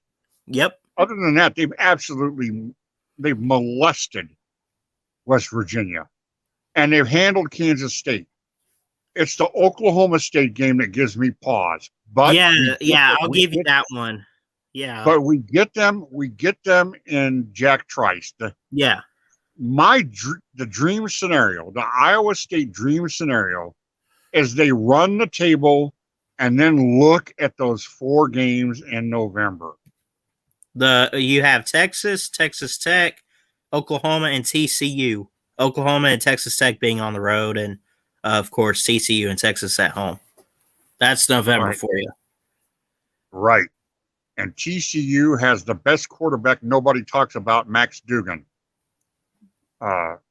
who is a poor man's Spencer Rattler. He might be better than Rattler. He might be better than Purdy. Wow. And in the end, he might be the best quarterback in the Big 12. Remember, you heard that here. What'd you say his name was? Max Duggan, Duggan, from Council Bluffs, Lewis Central, which is right over by where Nate lives. I have to watch this guy. He's a stud. He's very talented. You look at that Iowa State schedule, and you could easily find 4 losses. You could easily see an 11-1.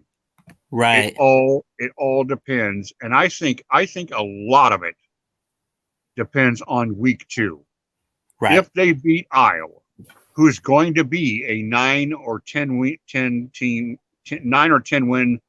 team, I think. When it's all said and done, Yes, when it's all said and done. If they get by Iowa, that's going to give them the emotional lift that I think they could really do something. Oh yeah. But are they a playoff team? I mean, not if everything went perfect, are they good enough to be a playoff team?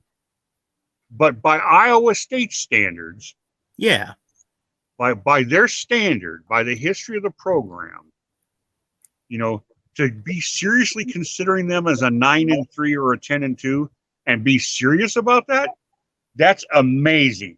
Yeah. That's absolutely compared amazing. to what you guys have done in years past. It's good. Yes. So I've got, and look at those 2 late September games, UNLV and Baylor. And do you see the words "at" on both of them? Yes. Yeah, and you know what that means? That means I go to that means I go to Kinnick Stadium if the Hawkeyes are at home. Right. Okay? That means I've got to go watch Iowa play Kent State and Colorado State. You have to be in Vegas at 10:30 at night on September 18th, sir. No, I don't. Oh, you don't have to go to that one? I don't go on the road for Iowa State. Okay. No. When they're on the road, if Iowa is at home, I'm in Iowa City. Okay. Where I'm the number 2 shooter, and I don't get the same treatment I get in Ames. I get treated well. I just don't do the sidelines. I usually have to shoot from the press box or from one of the concourses or take crowd shots or whatever. I'm not the primary shooter. But in any event, right, it's 2 crappy games. I'm stuck with 2 crappy games, and then I got to turn around and watch Kansas. So that means it's like I have 3 weeks in a row where I'm going to see 3 lame ass games. Right. But I do get to see Texas. I do get to see Oklahoma State. I do get to see TCU. So that's good. And I really, really, really want us to beat Texas. Oh, man. Yeah. When we got them 2 years ago. It felt great. Oh, yeah. And Ellinger was running off he ran off the field and the student section just let him have it. Right. We're back. We're back. We're back. Did he say it then? Oh, yeah. They just taunted the shit out of him the whole time. Oh, yeah. That's funny. I actually felt bad for the guy because he didn't say that as a dig at Iowa State, but the Iowa State fans just used it against him. Yeah. That Oklahoma game, there it sits. November 20th. And last year, that was week 3. Yeah. When Oklahoma was hurt. They were hurt. They had some players missing. They had to come to Ames, which is never easy. Well, not like Lou always says, everybody knows you can't win at Iowa State, because apparently somebody said that on his stream 10 years ago. Which is not true. Yeah. Which is not true. All sorts of people come to Iowa State and win. Louisiana won there last year. Watch his name. I watched his name come in and tear him up with North Dakota State. Trey Lance? Yeah, no. The Eagles. What's his name? Eagles. Wentz? Foles? No. The kid from North Dakota State that was the Eagles quarterback, and then he traded him. He got hurt. And he was Buck. Where's he at now? Huh? Is he playing now? Yeah, he was going to lead him to the Super Bowl, and he got hurt, and Foles came in to replace him. Carson Wentz. I said Carson Wentz. Yeah. That's it. I couldn't think of his name. Yeah. I was there when Carson Wentz lit lit Iowa State up. I've seen them lose at home to UNI, Yeah. Northern Iowa. So this idea that you can't go to Iowa State and win is crazy. But the thing about it is that Iowa State will pull an upset in Ames against somebody who's ranked and somebody who's not expecting it, not paying attention. That happens, and that's where the reputation comes from. Right. It's like you'll go into it, you think you have it, and then you hear, wait for it. And then they hit you. Right. It's one of those places. it's one of those. It's Jack Trice is one of those places where you better be paying attention. Right. If you're the opposing team, you can't just, even when Iowa State's had bad years. One year they knocked off number 4 Nebraska when Iowa State had 2 wins and they knocked off number 4 Nebraska. I mean, yeah. So it's just one of those things where they're a tough place to play if you're not paying it. It's like Auburn. Auburn pulls miracle shit out their ass all the time at home that they never do on the road. Right. And that's Iowa State. Iowa State will pull. There'll be some freaky miracle. The wind will all of a sudden I'll give you another team. And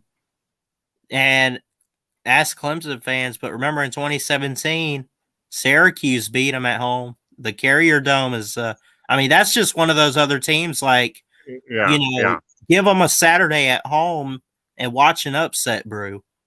Potentially. Right. You always got to be one of those teams that's always, one game on their schedule, and you're just hoping you're not that game. Right. Usually, here's another team that does that all the time. Boston College.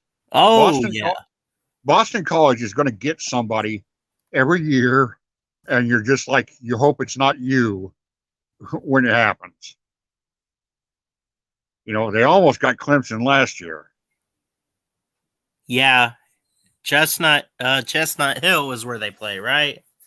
Massachusetts. Chestnut Hill and outside of Alumni Stadium. Yeah, that's a tough place. That's part 2 to the question: who are the only two Catholic schools that play FBS football? BYU and Boston. No, BYU's Mormon. Oh, that's right. Yeah.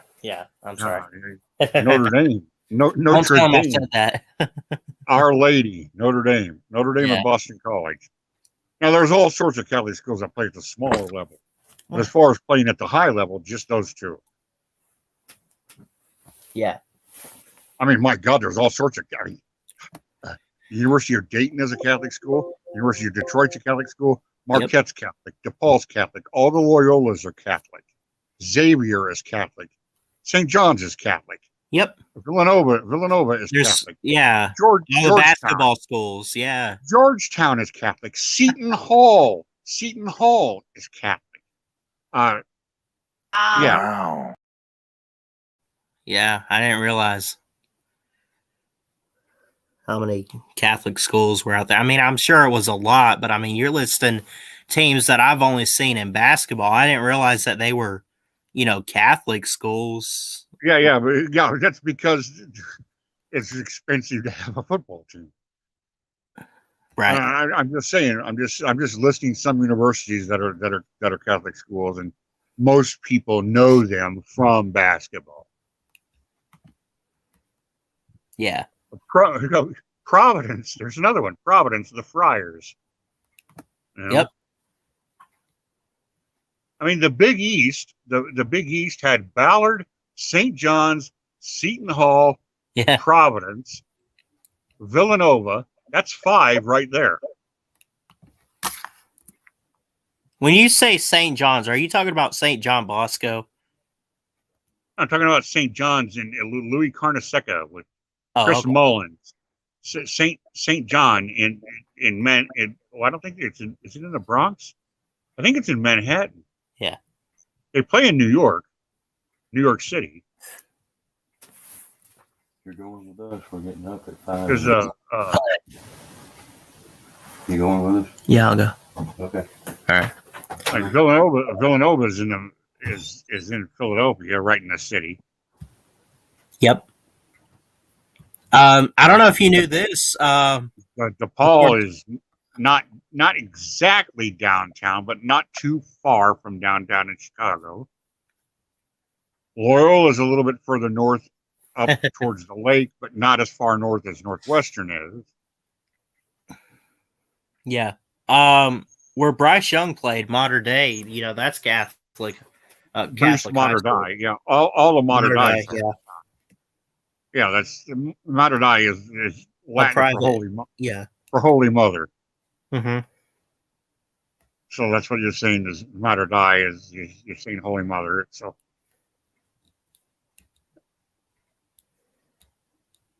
which does not mean you had to be Catholic to go there, because Right. I had friends that went to I had two guys that I graduated with in high school, and I went to an all boys Catholic school, all boys Catholic, and they were Jewish. Yeah. You know, so it was just a matter of it was a private education that just happened to be done by the Franciscans, and if that's what you wanted, you paid the money. They were happy to have you. Yeah. Oh crap! Breaking news: 8 minutes ago. Not only did I mentioned earlier, Acuna got hurt for the Braves. He's out for the season now. After tearing his ACL. Yeah, he had that catch that he tried to get in the outfield earlier. Tore his ACL. It's CBS Sports broke this 8 minutes ago that he's out for the season. That's really going to hurt. It's an ACL. See you. That's the worst you can get. That's bad. At least leg injury wise. I mean, that's not just pulling a hamstring or something. ACL's like, whoo. That's get ready prayers for Acuna. That's see you in spring training. That's bad. That's bad news for the Braves. Yeah. Rest up till March. Atypical Gump in the house. What's up? Hey, how you doing? Doing hey, great. Roll Tide. Yeah, my credentials are I got 2 nieces that went to Alabama. One graduated with a microbiology degree. The second one graduated with a chemistry degree. There you go. And is currently at USA as a medical student, and she has just finished her first year. So I'm quite proud of them. I went to UAB on a program that wasn't a degree program and got a certificate in biomedical instrumentation, and have been working on biomedical equipment ever since, pretty much. Awesome. So that's how I became a Alabama fan. Well, by God, we're happy to have you join. We're happy to have you among the ranks. Yes, sir. And God bless your daughters for picking a good school to go to and getting that sheepskin. Yeah, it was a matter. One of them, the early one that was leading the pack, she wanted to go to Vanderbilt, and they kept hedging on the money, and she kept waiting for them to make her an offer.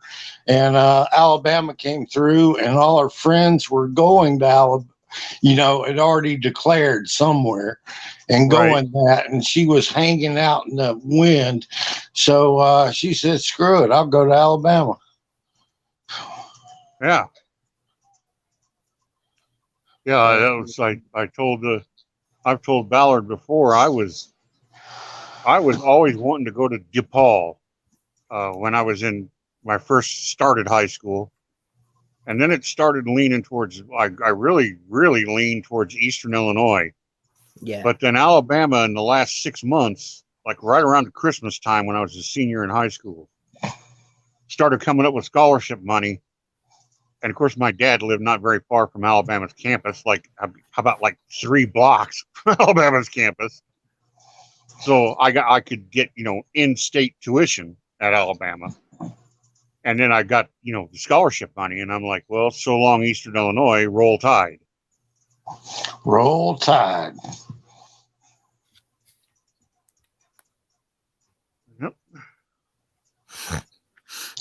Hey, I Ballard. used to What's ride up? my bike, watch the football team practice. Yeah, be careful who you pick your friends. Yeah. Because you want to be a sportscaster, and the quickest way to be there is to realize that you have already arrived, and that is to be that person and to be speaking and looking like that person. And there are some people around that don't share your best interest at heart. No, I understand that. Yes, sir. All right.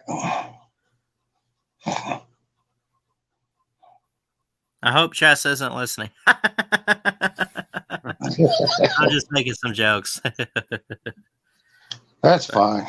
Yeah. This is my first time on here, so I'm a little nervous. Yeah. And I just, J-Dub was on here, so I thought I'd feel a bit more comfortable with him about. Oh, I appreciate that. Thank you. Hey, we're just all a bunch of pizza eating bums sitting here, just shooting the shit on a Saturday night. Everybody's feel welcome. Yeah, I know some people. I know when I first started doing these streams, I'm like, oh man, no, I don't know if I want to give my opinion, or what if what happens if I sound stupid or something like that. And I just started listening to everybody, and I thought everybody sounds as stupid as I am. I'm going to fit right in. Right. I felt the same way. Yeah, it's like, what the hell? We're all just hanging out having fun, Right. Just talk some smack, Yeah, and the main thing is nobody's passing judgment on anybody in here, and nothing is personal, So I see Atypical. I see you all the time in the comment section. I'm glad to have you in a StreamYard for once. Yeah, I don't think I've ever heard him on a StreamYard before. Yeah, and I didn't know you had 2 daughters that are Bama grads. That's great. That's amazing. Well, let me correct that. I got 2 nieces that are grads, and okay. 2 yeah, nieces. I'm sorry. Yeah, 2 nieces. Yeah, and this is the first time I've ever been into a StreamYard ever. Well, welcome. Well, welcome. Yeah. You get the hang of it.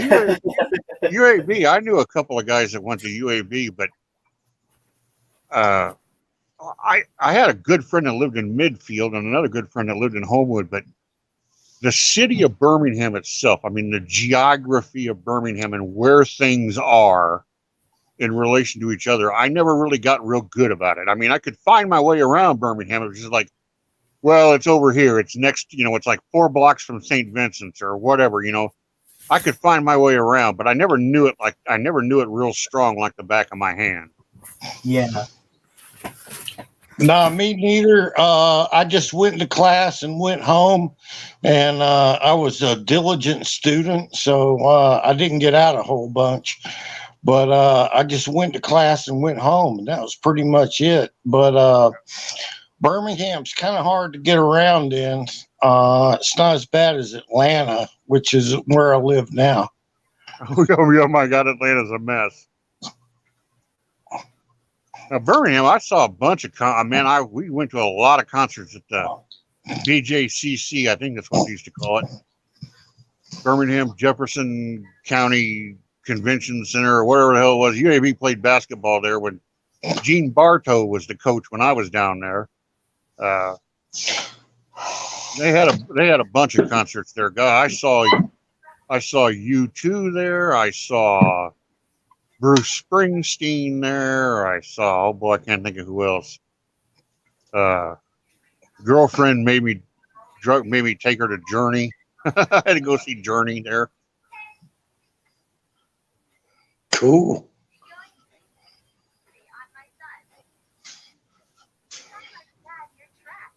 And as far as Tuscaloosa goes, I haven't been to Tuscaloosa. It's been 6 years now. It was the summer of 15. Last time I was down there, and every time I go to campus, of course, it's not like I graduated yesterday. I mean, it's been 32 years, but I mean, I only get back about once every 4 or 5, and every 4 or 5 years there'll be a little change. There'll be a little change. There'll be a little change. But I'm going to tell you what. Between probably 2008, 2009, and now, those 10 years, there's been more changes in the last 10 years than there were in the prior 25 or 30. I mean, it's really accelerated. Yeah.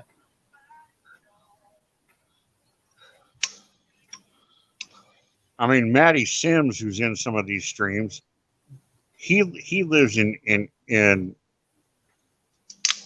dorms for advanced students, and everything around him, the dorms that are around him, some of the buildings that are around him, none of that even existed when I was in school there. It was private land. There were homes there. There were one area was a little park, and the university has taken it over and turned it into And it's still, Alabama is still not a big campus. I mean, you can walk diagonally from one side of the campus to the other, and it's not that far.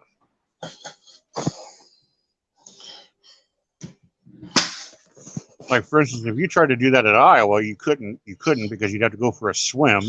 The Iowa River goes through the middle of the Iowa campus, but its campus is all spread out. It's all, none of it is near each other. It's all scattered and all over the place. And Iowa State's campus is a little bit like that too. It's all kind of spread out, where Bama's campus is all kind of compact, all right on top of each other. LW in the house.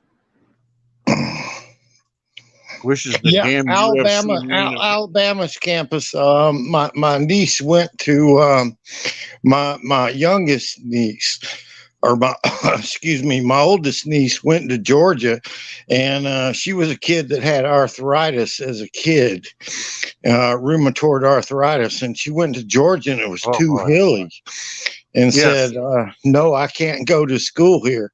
And she went to a bunch of different schools and ended up at Alabama, and I'm proud of that. Yeah, Georgia is a hilly campus, and Bama's not. Bama's flat as a sheet. Yeah, it worked out well for her, and she's doing good. And her sister's going to start up her second year of medical school at USA. Down in Mobile? Yeah. Yeah. The Jaguars. Yeah, I had a good friend that lived, actually, people, I say this, and people that don't know Alabama geography laugh because they don't think it's possible. But I had a friend that actually lived south of Mobile, lived in Iverton, which if you go from Mobile and you're going to go to Biloxi or Pascagoula, you take the interstate there, and you get, right before you get to the Mississippi state line, you take a left, and you go south, and you run into Iverton. And if you don't stop in Iverton and you keep going about another 3 or 4 miles, you run into Forrest Gump, or you run into Bubba Gump and Bayou Labatre. Yeah. So they live down there just past the, there's a big, I don't know what they call it. I don't know what they call it. It's a big racetrack for dogs, a big greyhound dog racing track out there. Mm-hmm. Jacob Watson, hope you're all doing good, even though I can't show up. Hearts, hearts, hearts, hearts, hearts. Hey, Jeff, did you ever, obviously you've been to quite a few Bama games. I know you're familiar with it, but did you go to it? What about Ken Stabler when he ran through that mud? Did you go to that? Ballard, when Ken Stabler was running through the mud, I was about 4 years old. 67. Yeah. Or I was 1. Okay, 67. I was 1.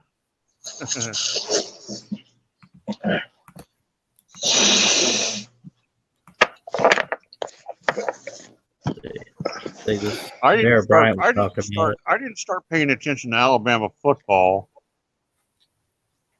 when my parents divorced and my dad moved to Tuscaloosa.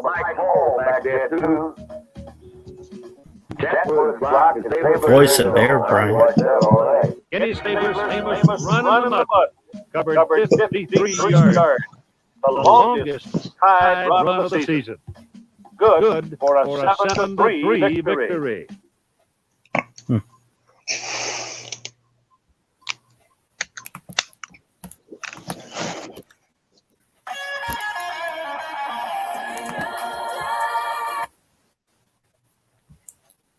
I'm telling you, I'd love to.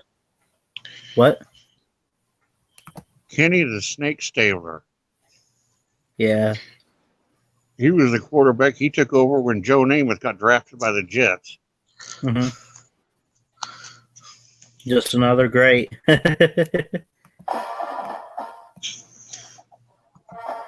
Bama had a pretty good run in the 60s. They had the late 50s, not the 60s, but the late 50s. They had Bart Starr. Yep. Then they had Joe Namath. Then they had Kenny Stabler. Yep. Then they had Richard Todd. So they had 4 first-round quarterbacks in about a 15 to 20-year period. Right. Pretty much in a row, too, right? More or less. Kept on with, they kept on with those. They weren't all right next to each other, but they were close to each other.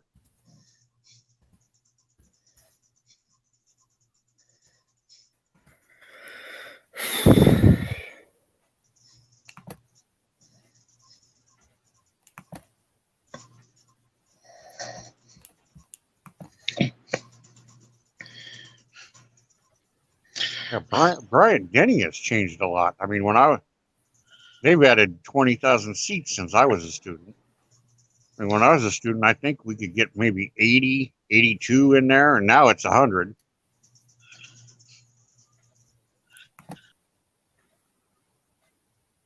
Oh, we're going to lose that, Jethro? I don't know. I guess so. Well, I'm glad he joined us.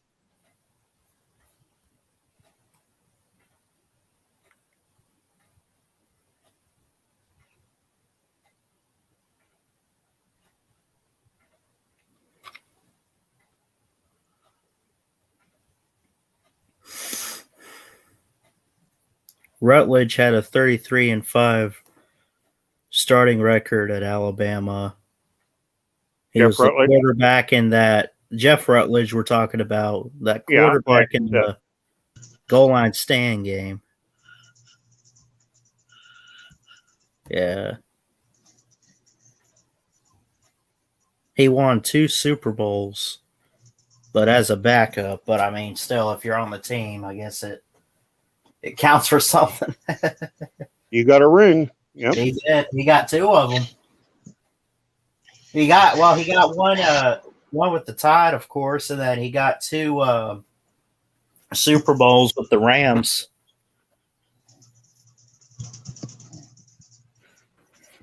And actually, let me double check something. Oh, Giants. 1 year with the Giants in Super Bowl 21. And then he was with Super Bowl 26 when he was with the he was with the Giants in 87. Not when he was with the Rams. He was on that 87 Giants team that won. He was. When Scott Norwood was wide right. Yep. Yeah, I went to that Bama Sports Hall of Fame Museum in downtown Birmingham a few weeks ago. And I didn't see anything for Rutledge in there, but I knew about him. Like, I've done my research on players, that maybe no one's probably heard the name unless you were at that game or something kind of thing, But he wasn't too bad, I don't think. It's another atypical gump. There's 2 of them. Yeah, I'm hold on. I'm of 2 brains. I'll take one of them. I took the other out just so we're not screwing anything up audio wise. You want to have an echo, yeah. Yeah.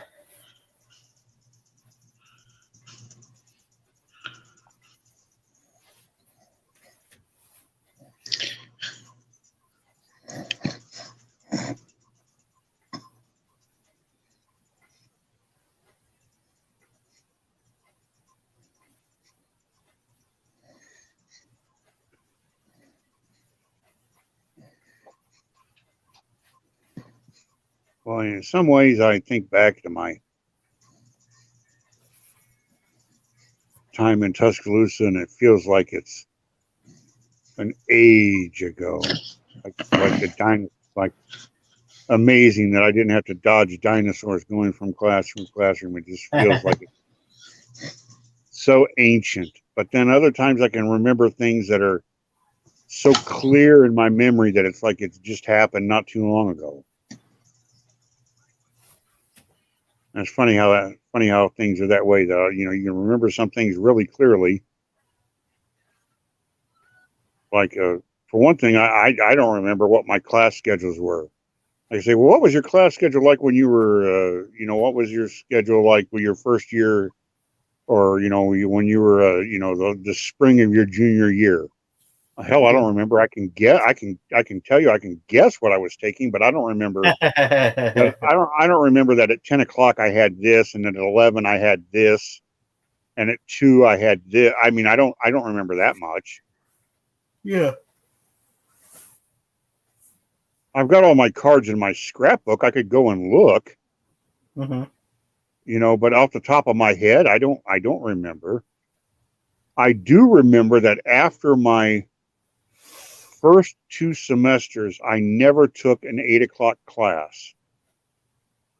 I think I had one, maybe 2 9 o'clock classes the whole rest of my college, because I would not take morning classes.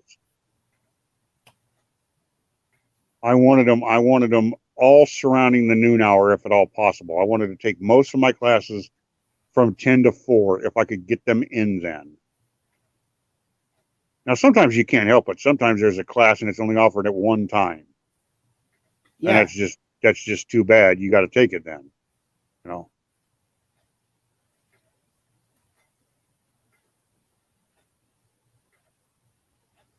Yeah, I'm not gonna. I don't remember after being a freshman. I don't think I had any 8 o'clock classes. I know I had. Okay, well, I know at least 2 classes were there at 9 o'clock, because I took Colonial America, and then I took a symposium on the Civil War, which was completely focused entirely on the military aspects of the Civil War. They didn't talk about causes. They didn't talk about politics. It was all studying the battles, the generals, the troops, the supplies used, the material, all that. It was just it was completely focused on the military aspects of the Civil War. Both of those 2 classes I took as a junior, and both of those were 9 o'clock. I remember those were 9 because I remember my dad taunting me about, hot shot. I thought I thought you weren't gonna take any more morning classes. And I said, yeah, but Dad, I really want these 2 classes. Right. And that was the only time you could get them, right? Yeah, that was the only time they were offered. I got you. He took Colonial America in the spring, in the fall, I think, and then the Civil War in the spring. That's awesome. The Civil War class was great. There was about maybe 14 or 15 of us in there, and there was me and a gal from where the hell was she from? She from Pennsylvania? Upstate New York, someplace like that. Because they used to, the other students used to taunt us. They used to kid us and call us Mr. and Mrs. Yankee. Right. Oh, the Yankees are here because we were the only two Northerners that were in the class, and there were maybe, I don't know, there were maybe 12 of us in there. Yeah. But that was really good. And what the hell was his name? It was Walter Jimp? Walter Jimpsat. I can't remember his name. The professor. He was really good. Mm-hmm. I'm surprised I made it through stuff like algebra. God. I mean, I passed it with a C, and I mean, look, I'm one of those, for certain topics, I might not be the worst at it, but I damn sure ain't the best. And if I have the right tools in place and the right help or whatever, it's just like it can be done. You know what I mean? So, but I don't know. I took U.S. history. God, I had to take that 3 different times online, and it sucked. I can never stand it. At least in terms of like the projects they had me doing. I finally got through it, and I just took a deep breath. I'm like, whew, got that over with. But well, you had to have 18 humanities credits, and I think I had what I have 12 or 14 that were H, which stands for U.S. history. Yeah, and it was like, well, if you just take 2 more, you'll have enough to have a minor. So I took those 2. I took the colonial and the Civil War, and then as a senior, what did I take? What I take? Did I take Jefferson and Madison? I took something that was early American, some early American history course to give me enough to have my minor. Yeah. So trying to sleep. Okay. Which I really didn't need to take that class to graduate, but I wanted to have the minor on my degree, so I went ahead and took it. Yeah.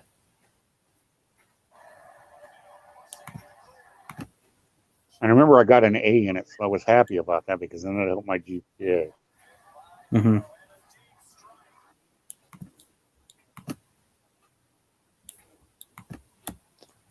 Yeah. My one and only C was in college algebra. I should have gotten a C in biology, and I should have gotten a C in astronomy, but I just pulled a wild hair out of my ass and scored really well on my final in astronomy and saved myself and got a B.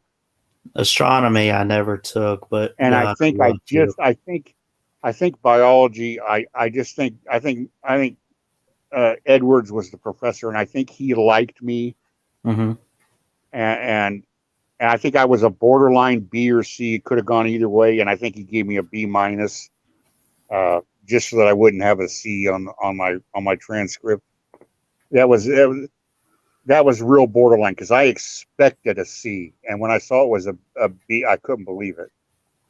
I'm like, oh wow, I think the guy cut me a break. Yeah. Not like I was going to get a C and the guy just jacked up my grade. I mean, it was borderline. I got 2 A's. I think they both came in like the second term, or at least the second segment. They called it online. I took 2. I took these like elective type classes, and I would take just because I needed an extra class. But it had 2 segments, and it was weird how I had to catch up on some stuff. But I took a journalism class. I got to be the first, segment or whatever, and then I got an A the next one. and then I took this digital information, like technology, like a computer type class. And I guess it was kind of the same thing. I think it was a B the first time around and an A the second time around. So I at least have that to look at. My roommate Francis, he bailed me out with astronomy because he was he was really smart at physics. Yeah. So he helped me study for the final. He kind of owed me a little bit because he was taking a class in what the hell was he taking? He was taking some real low level communications class as a credit. And I can't remember what it was. It was like mass comm or journalistic theory or something like. Yeah, I think that's what it was. I think it was journalistic theory. And I like helped him through the whole semester. You know, when he had questions, I'd say, you can come to me, you know, we'll talk about it or whatever, because, you know, that's in my field or whatever. And so I said, now you owe me, man. You got to help me. You got to help me cram for this astronomy final. And he bailed me out because there were 4 of us that rented a house, and none of us were getting degrees in the same thing. Yeah. And Bill got his degree in electrical engineering. Francis got his degree in physics. And Dan got his, or Lyle got his degree in, was it fine? I wasn't looking at the screen, so I didn't see you were. I don't know how long you were waiting there. Yeah, I wasn't waiting very long. What's up, Ballard? What's up? What's up, man? Yeah, I just wanted to drop. Who's this? Caleb, the spelling bee. Oh, there he is. All right, I see. Hey, what's up, Caleb, buddy? Nothing much. Yeah, Braves right fielder Ronald Acuna Jr. out for the remainder of the season. With AC with a torn right ACL. All Georgia sports is pain. Put me on suicide watch. Good night. Oh my God. Oh, come back, Caleb. Pray for the state of Georgia and their sports fans. Dear Lord. Come back, Caleb. We were talking about Acuna earlier. Come back. We were. I appreciate him dropping in, but I wish he wouldn't have done that. Come back, Caleb. If you're still with us.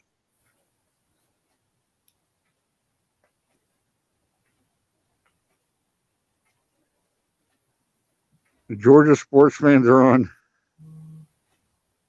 on suicide watch, he says. I don't want to hear that. Come back, Caleb.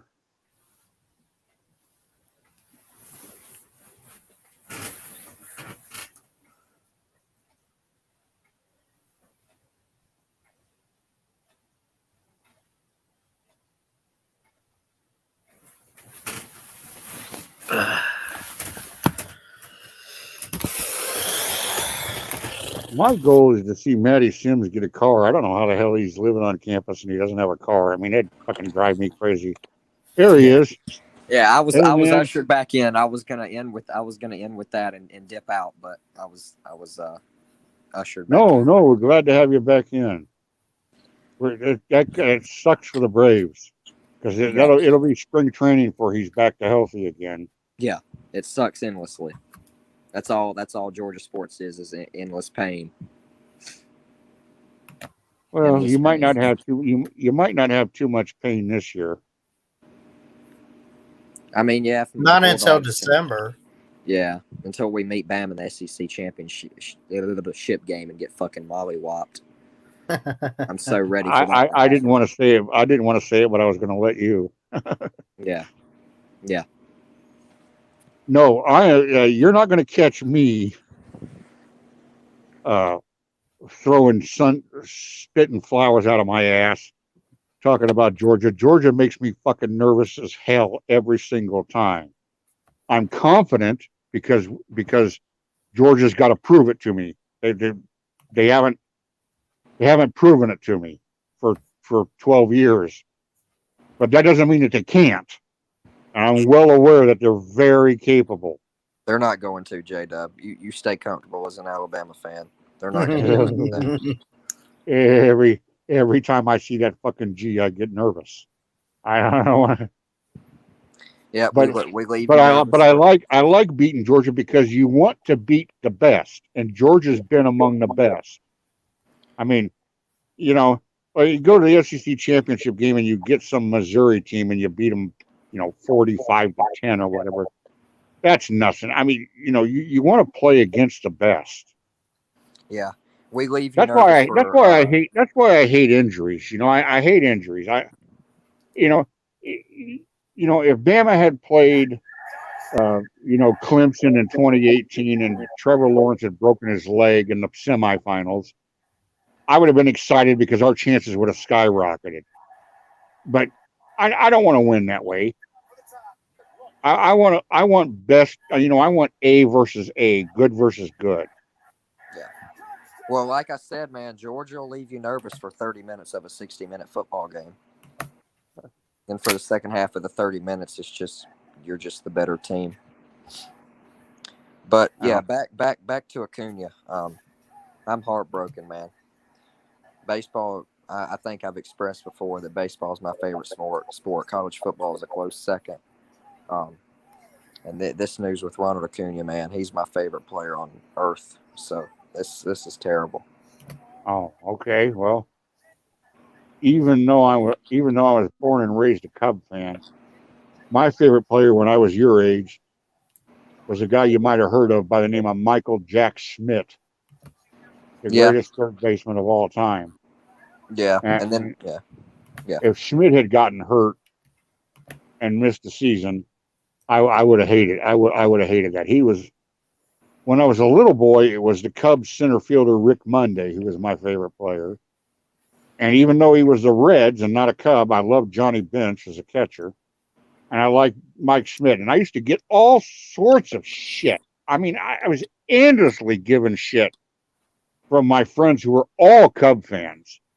Like, how could my favorite players not be on the Cubs? And I'm like, well, I just like how they approach the game. Yeah. If everybody in our game today played the way that Ronald Acuna plays with his effort and his dedication, the game would be in a lot better spot. It's just it's a shame the way people play the game of baseball nowadays. They don't play it like they used to. That's for sure. Yeah. Are you 16, Caleb? Yeah, I'll be 16 next month, not next August. Okay, so next month you'll turn 16. Yeah. Okay, for me that would have been, I would have turned 16 in June of 1982. And in June of 1982, I could have probably, if me and you were sitting at my kitchen table with a notebook and a pen,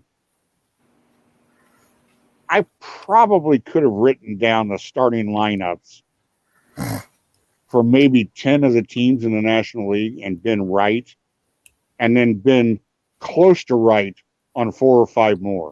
Oh, hell yeah. And the reason why is because guys didn't flip around. Yep. You played who you played. The Dodgers were gonna be Say, Russell, Lopes, and Garvey, with Yeager behind the plate, Baker, Monday, and Smith in the outfield, and that's how it was going to be for 7 or 8 years. And the Reds were going to be Rose, Concepcion, Morgan, and Perez, bench behind the plate with Foster, Geronimo, and Parker in the out. I mean, you knew who it was. Yeah. And those guys didn't. There was free agency and there were trades, but it's not like it is now. No, not at all. And you know what else? You know what else happened? Pitchers pitched every 4 or 5 games, and they threw 7 or 8 innings. Yeah. They had stamina. Yeah, the starters didn't go 6, and then you had 5 relievers close out the game. And then everybody talks about, well, our bullpen's tired. Well, it's because you're not supposed to use them like that. Yeah, and the Braves had the big 3 in the 90s: Maddox, Glavine, and Smoltz, and them 3 right there, boy. 3 out of 5 days, you knew you had a shot at winning a ball game. You know what I mean? Oh yeah. And for a while they had Steve Avery, and Avery could get your ass out too. Man, yeah, Avery was something else too.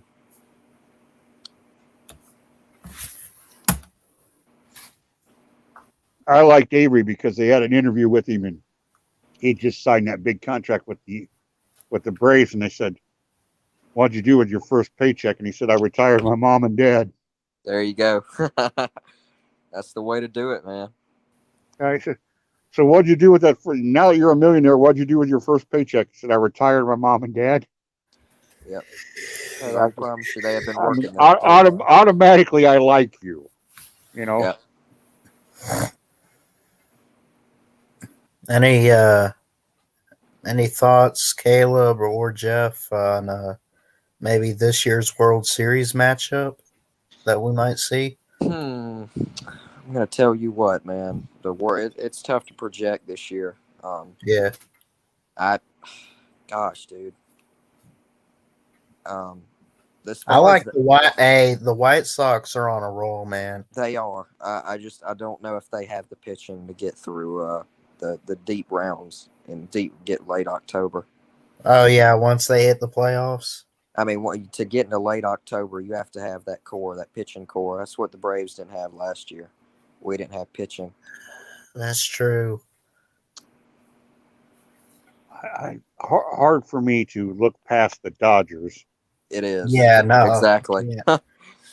You got teams in there. I mean, yeah, I'm kind of, taking the teams off the top of the divisions, but I mean, even there's the Mets, the Braves. I mean, yeah, Acuna's hurt right now, but I mean, I don't know. I mean, is there anything the Braves, like, could they still find a way, you think, to win the East and top New York? Shit. There's a possibility. There's always a possibility to turn your season around. But as of right now, I don't see it. Even with Acuna, I saw maybe 85 to 90 wins. Yeah. This team. Well, they're literally at 500 right now at 44-44. Yeah. And hopefully we can complete this sweep of the Marlins tomorrow and go into All-Star break. A game above 500, which would be the first time all year that we've gotten above 500. But yeah, to answer your question, no, I don't see that they're going to win the East, but I'm welcoming it. You know what I mean? And it's possible, but I just don't see it. Yeah, I think basically how the standings are right now is most likely how it's going to end up unless there's a crap ton of like injuries on the main team. I mean, look, you got in the National League, you got the Mets, the Brewers, the Giants, at least at the division winners. Now I'm going to tell Astros, you, man, take a peek at the NL West. They've got about not a three-way tie going on, but you got the Padres, Giants, and Dodgers all battling for the West. And that's true. I mean, they're practically one game apart. Well, I guess Giants are still up too, but I mean, still.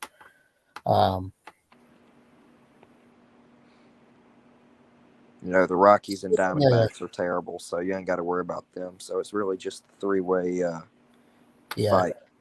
The Rays, my Tampa Bay Rays, are on a 6-game win streak. I like what I've been seeing.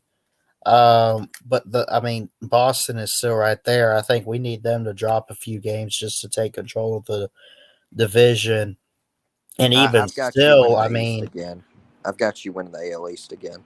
You think we pull it out? I mean, look, even still, you look at this. I mean, we are still a top team to, a wild card push or something. I don't know. It looks like Jeff Webster left, but he'll probably be back still. Yeah, I think what you're seeing right now, baseball's a weird game, so I've never been the type to pick this early, and picking any time during the MLB season is highly difficult. Baseball is a crazy game, man. It's literally like the one sport. I mean, look, I'm not going to throw baseball under the bus. I played it. I love it to death. And anyone that says it's just a boring game with nothing happening or going on, screw them for saying that. But I will say, I mean, the Braves had like a 29-game run last year over the Marlins. But at the same time, I mean, it's still one of those, like, you'll see no hitters. And, unless you have one of those Braves type games, which is a rarity, you're really seeing games with, like, on average, let's go like the lowest it could get, which is normally how it's going to be, no more than maybe 5 or 6 runs, and you're giving up 4, and it's kind of close, I guess. Yeah, we're mediocre. You get what I'm saying? Like, yeah. it's not like a football game where it's going to be a super huge shootout or whatever. Yeah, and this Braves team needs to sell at the deadline. This Braves team doesn't need to be buying. We got the deadline next week, right? July 31st. And is it on the 31st? The Braves need to sell. This season is a wrap. It's just, and it's hard. It really is hard to say that a season's over this early before the All-Star break. But even before the Acuna injury, there was so much adversity going on with this team, and we have Soroka out with that Achilles. Had a successful surgery, had him on the boot. He tears it again. So we're without Soroka, now without Acuna, and we've got Darno out, Huascar and Noah out. Yeah. We've got all these guys out. It's just too much adversity to overcome. So I expect the Braves to sell at the deadline. I think that's the right move. So we'll see. Yeah, my Cubs will be sellers too. Oh yeah, and if we're not sellers, I want Kimbrel. If we're not sellers, give me Kimbrel, please. I don't know why the Braves ever gave away Kimbrel, man. We were rebuilding. I get it, but you can keep your effing closer for your rebuild. I don't understand. I got you. Let him save 10, 20 games a year while we're losing 100. It's not that big of a deal. Mm-hmm.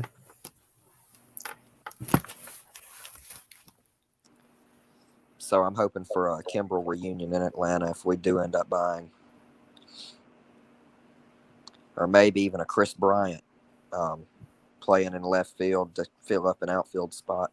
Because, boy, do we need some outfield bats. Got Ozuna breaking his thumb and beating his wife.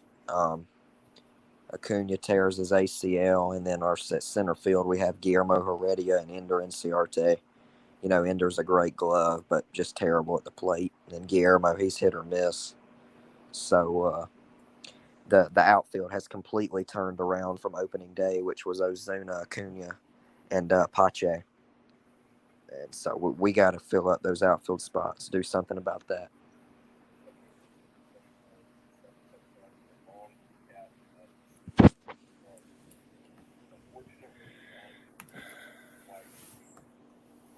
I don't know why people are making a big deal, and no offense to the players, but how Robinson transferred to Auburn, and then I think they got somebody else, but everyone's saying like this is going to make Auburn something special. Auburn's just going to straight suck next year. I'm hearing people say that. I'm not saying that out of hate or nothing. I mean, look, they got a new head coach, and even with the guys coming in like that, Georgia, who was it, Robinson? Yeah, Demetrius Robertson, D-Rob. All he's going to give you is drop passes and jet sweeps. I'm not. Are they saying they're going to be amazing now because of D-Rob? Really? No, it says they'll be at least competitive. I'd be surprised if they're in the Tax Slayer Bowl. I'll be shocked if they make the bowl. I bet they go. I bet they don't even get it. I call it 5-7. You'll beat them by 50 in the Iron Bowl. I'm just gonna go better. I'm sick of this losing at Jordan Hare. The Braves. I got the Braves on my mind. Georgia's got to be sick of that too, right? Yeah, Georgia. You're sick of losing there. Yeah, we broke it. Kirby broke it. You know, He did. Yeah. Oh, you guys beat him in 19. That's right. Yeah, we Somehow. broke it. The West thing that we had going on with that. Yeah, we somehow won that game. Man, 19 was so weird, dude. It's Yeah, like we had so many close games. Just for me as a Georgia fan, it was weird. I know for you it was having, Alabama going 10-2. But we had so many close games that was just like, man, we could have lost 3-4 games that year. And luckily our defense kept that from happening. You know what I mean? Yeah.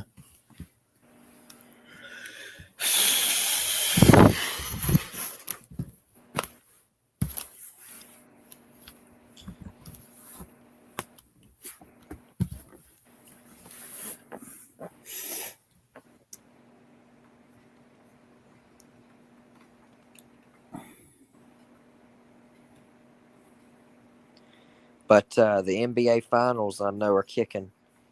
I'm glad to see the Bucks losing as a tempered Hawks fan. Yeah. I expect the Suns to sweep the Bucks. So you want them to, but are you fully counting them to do that? Is the question. Yes, or maybe even in 5. Either a sweep or in 5. This Bucks team has no idea what they're doing. That's true. It's just they beat an underexperienced Hawks team. Congrats. I don't expect them to make any noise as far as the finals go. Not saying they'll get blown out, because a sweep doesn't necessarily mean you're blown out. But I expect them to get swept. Yeah.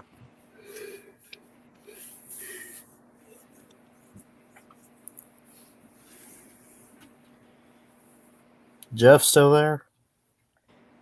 I believe he just has his mic muted. I think he's still there. Oh, I'm not even looking at the screen. I didn't know. Dealing with the dog. I'll be with you in a minute. Yeah, I got you. Well, hey, man, I was just going to drop on real quick. It was good talking to you and Webster. Yeah, man. I was just irritated about this Acuna news, and you were alive, so I figured I'd drop in and air your grievances. Air my grievances. There you go. Yeah. So y'all be good, man. Uh-huh. See y'all on the flip side. Take care, Caleb. All right, we'll see you, Caleb. Yes, sir.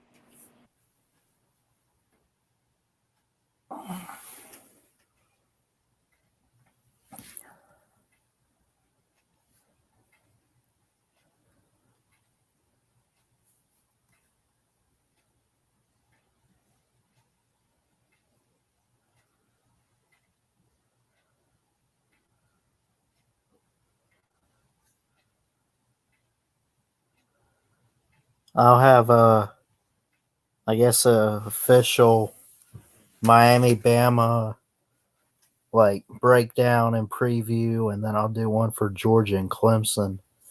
I guess maybe later on this month or maybe early August. I'll get it out of the way. Those are going to be great. If I'm just being real, I don't care who wins that Georgia Clemson game. I don't even care what happens in that. But God, I want Miami so bad. I want them. I'm going to stick by my guns. I still think that Clemson wins by 4 or 5 points. But I would like to see Georgia win so that Clemson is 1 win away from not making the playoffs. Right. Not that I'm worried about Clemson, but it'd be great to see maybe a difference. Yes. Dude, I would love to see North Carolina run the table and make a chance at the ACC, or, who knows? Maybe, let's say Miami runs the table. They take a loss to Alabama week 1. That's their only loss. They win the, the Coastal, and they go on. They win the ACC. We could meet up with Miami again. There's a lot of possibilities for this season. I mean, if Clemson could lose to Georgia the first week of the season, who knows what else is going to happen? I mean, that could mess them up. we don't have to deal with them in the postseason. I'm not worried about Clemson. I mean, they're a good team, obviously, but it just be. I can't sit here and say I don't want to see Bama in there, but I mean, at the very least, you know, you'd love to see a different team in there, you know, that's not named Clemson, that's not named Ohio State or whatever. I think Oklahoma making it is inevitable, or not making it. What you get what I'm saying? Like, they're gonna make it. Yeah. The Big Ten's interesting. I wouldn't be surprised if the Big Ten doesn't get a team in this year. You know, people might sit there and say Ohio State's going to do this or that. I really don't think they're going to be that great this year.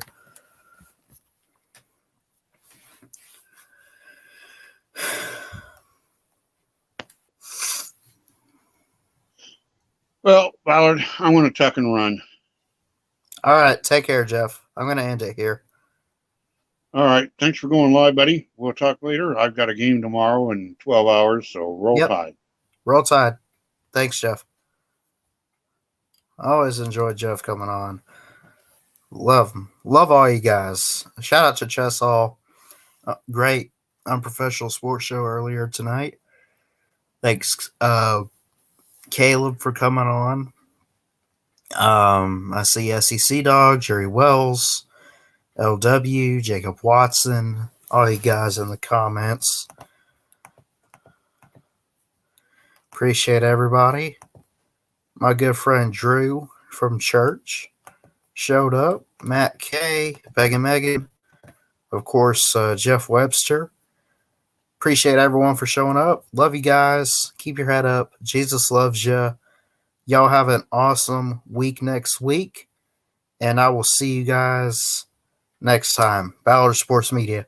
Check it out. Love y'all. Have a good one. God bless. Roll Tide Roll. Woo! Woo!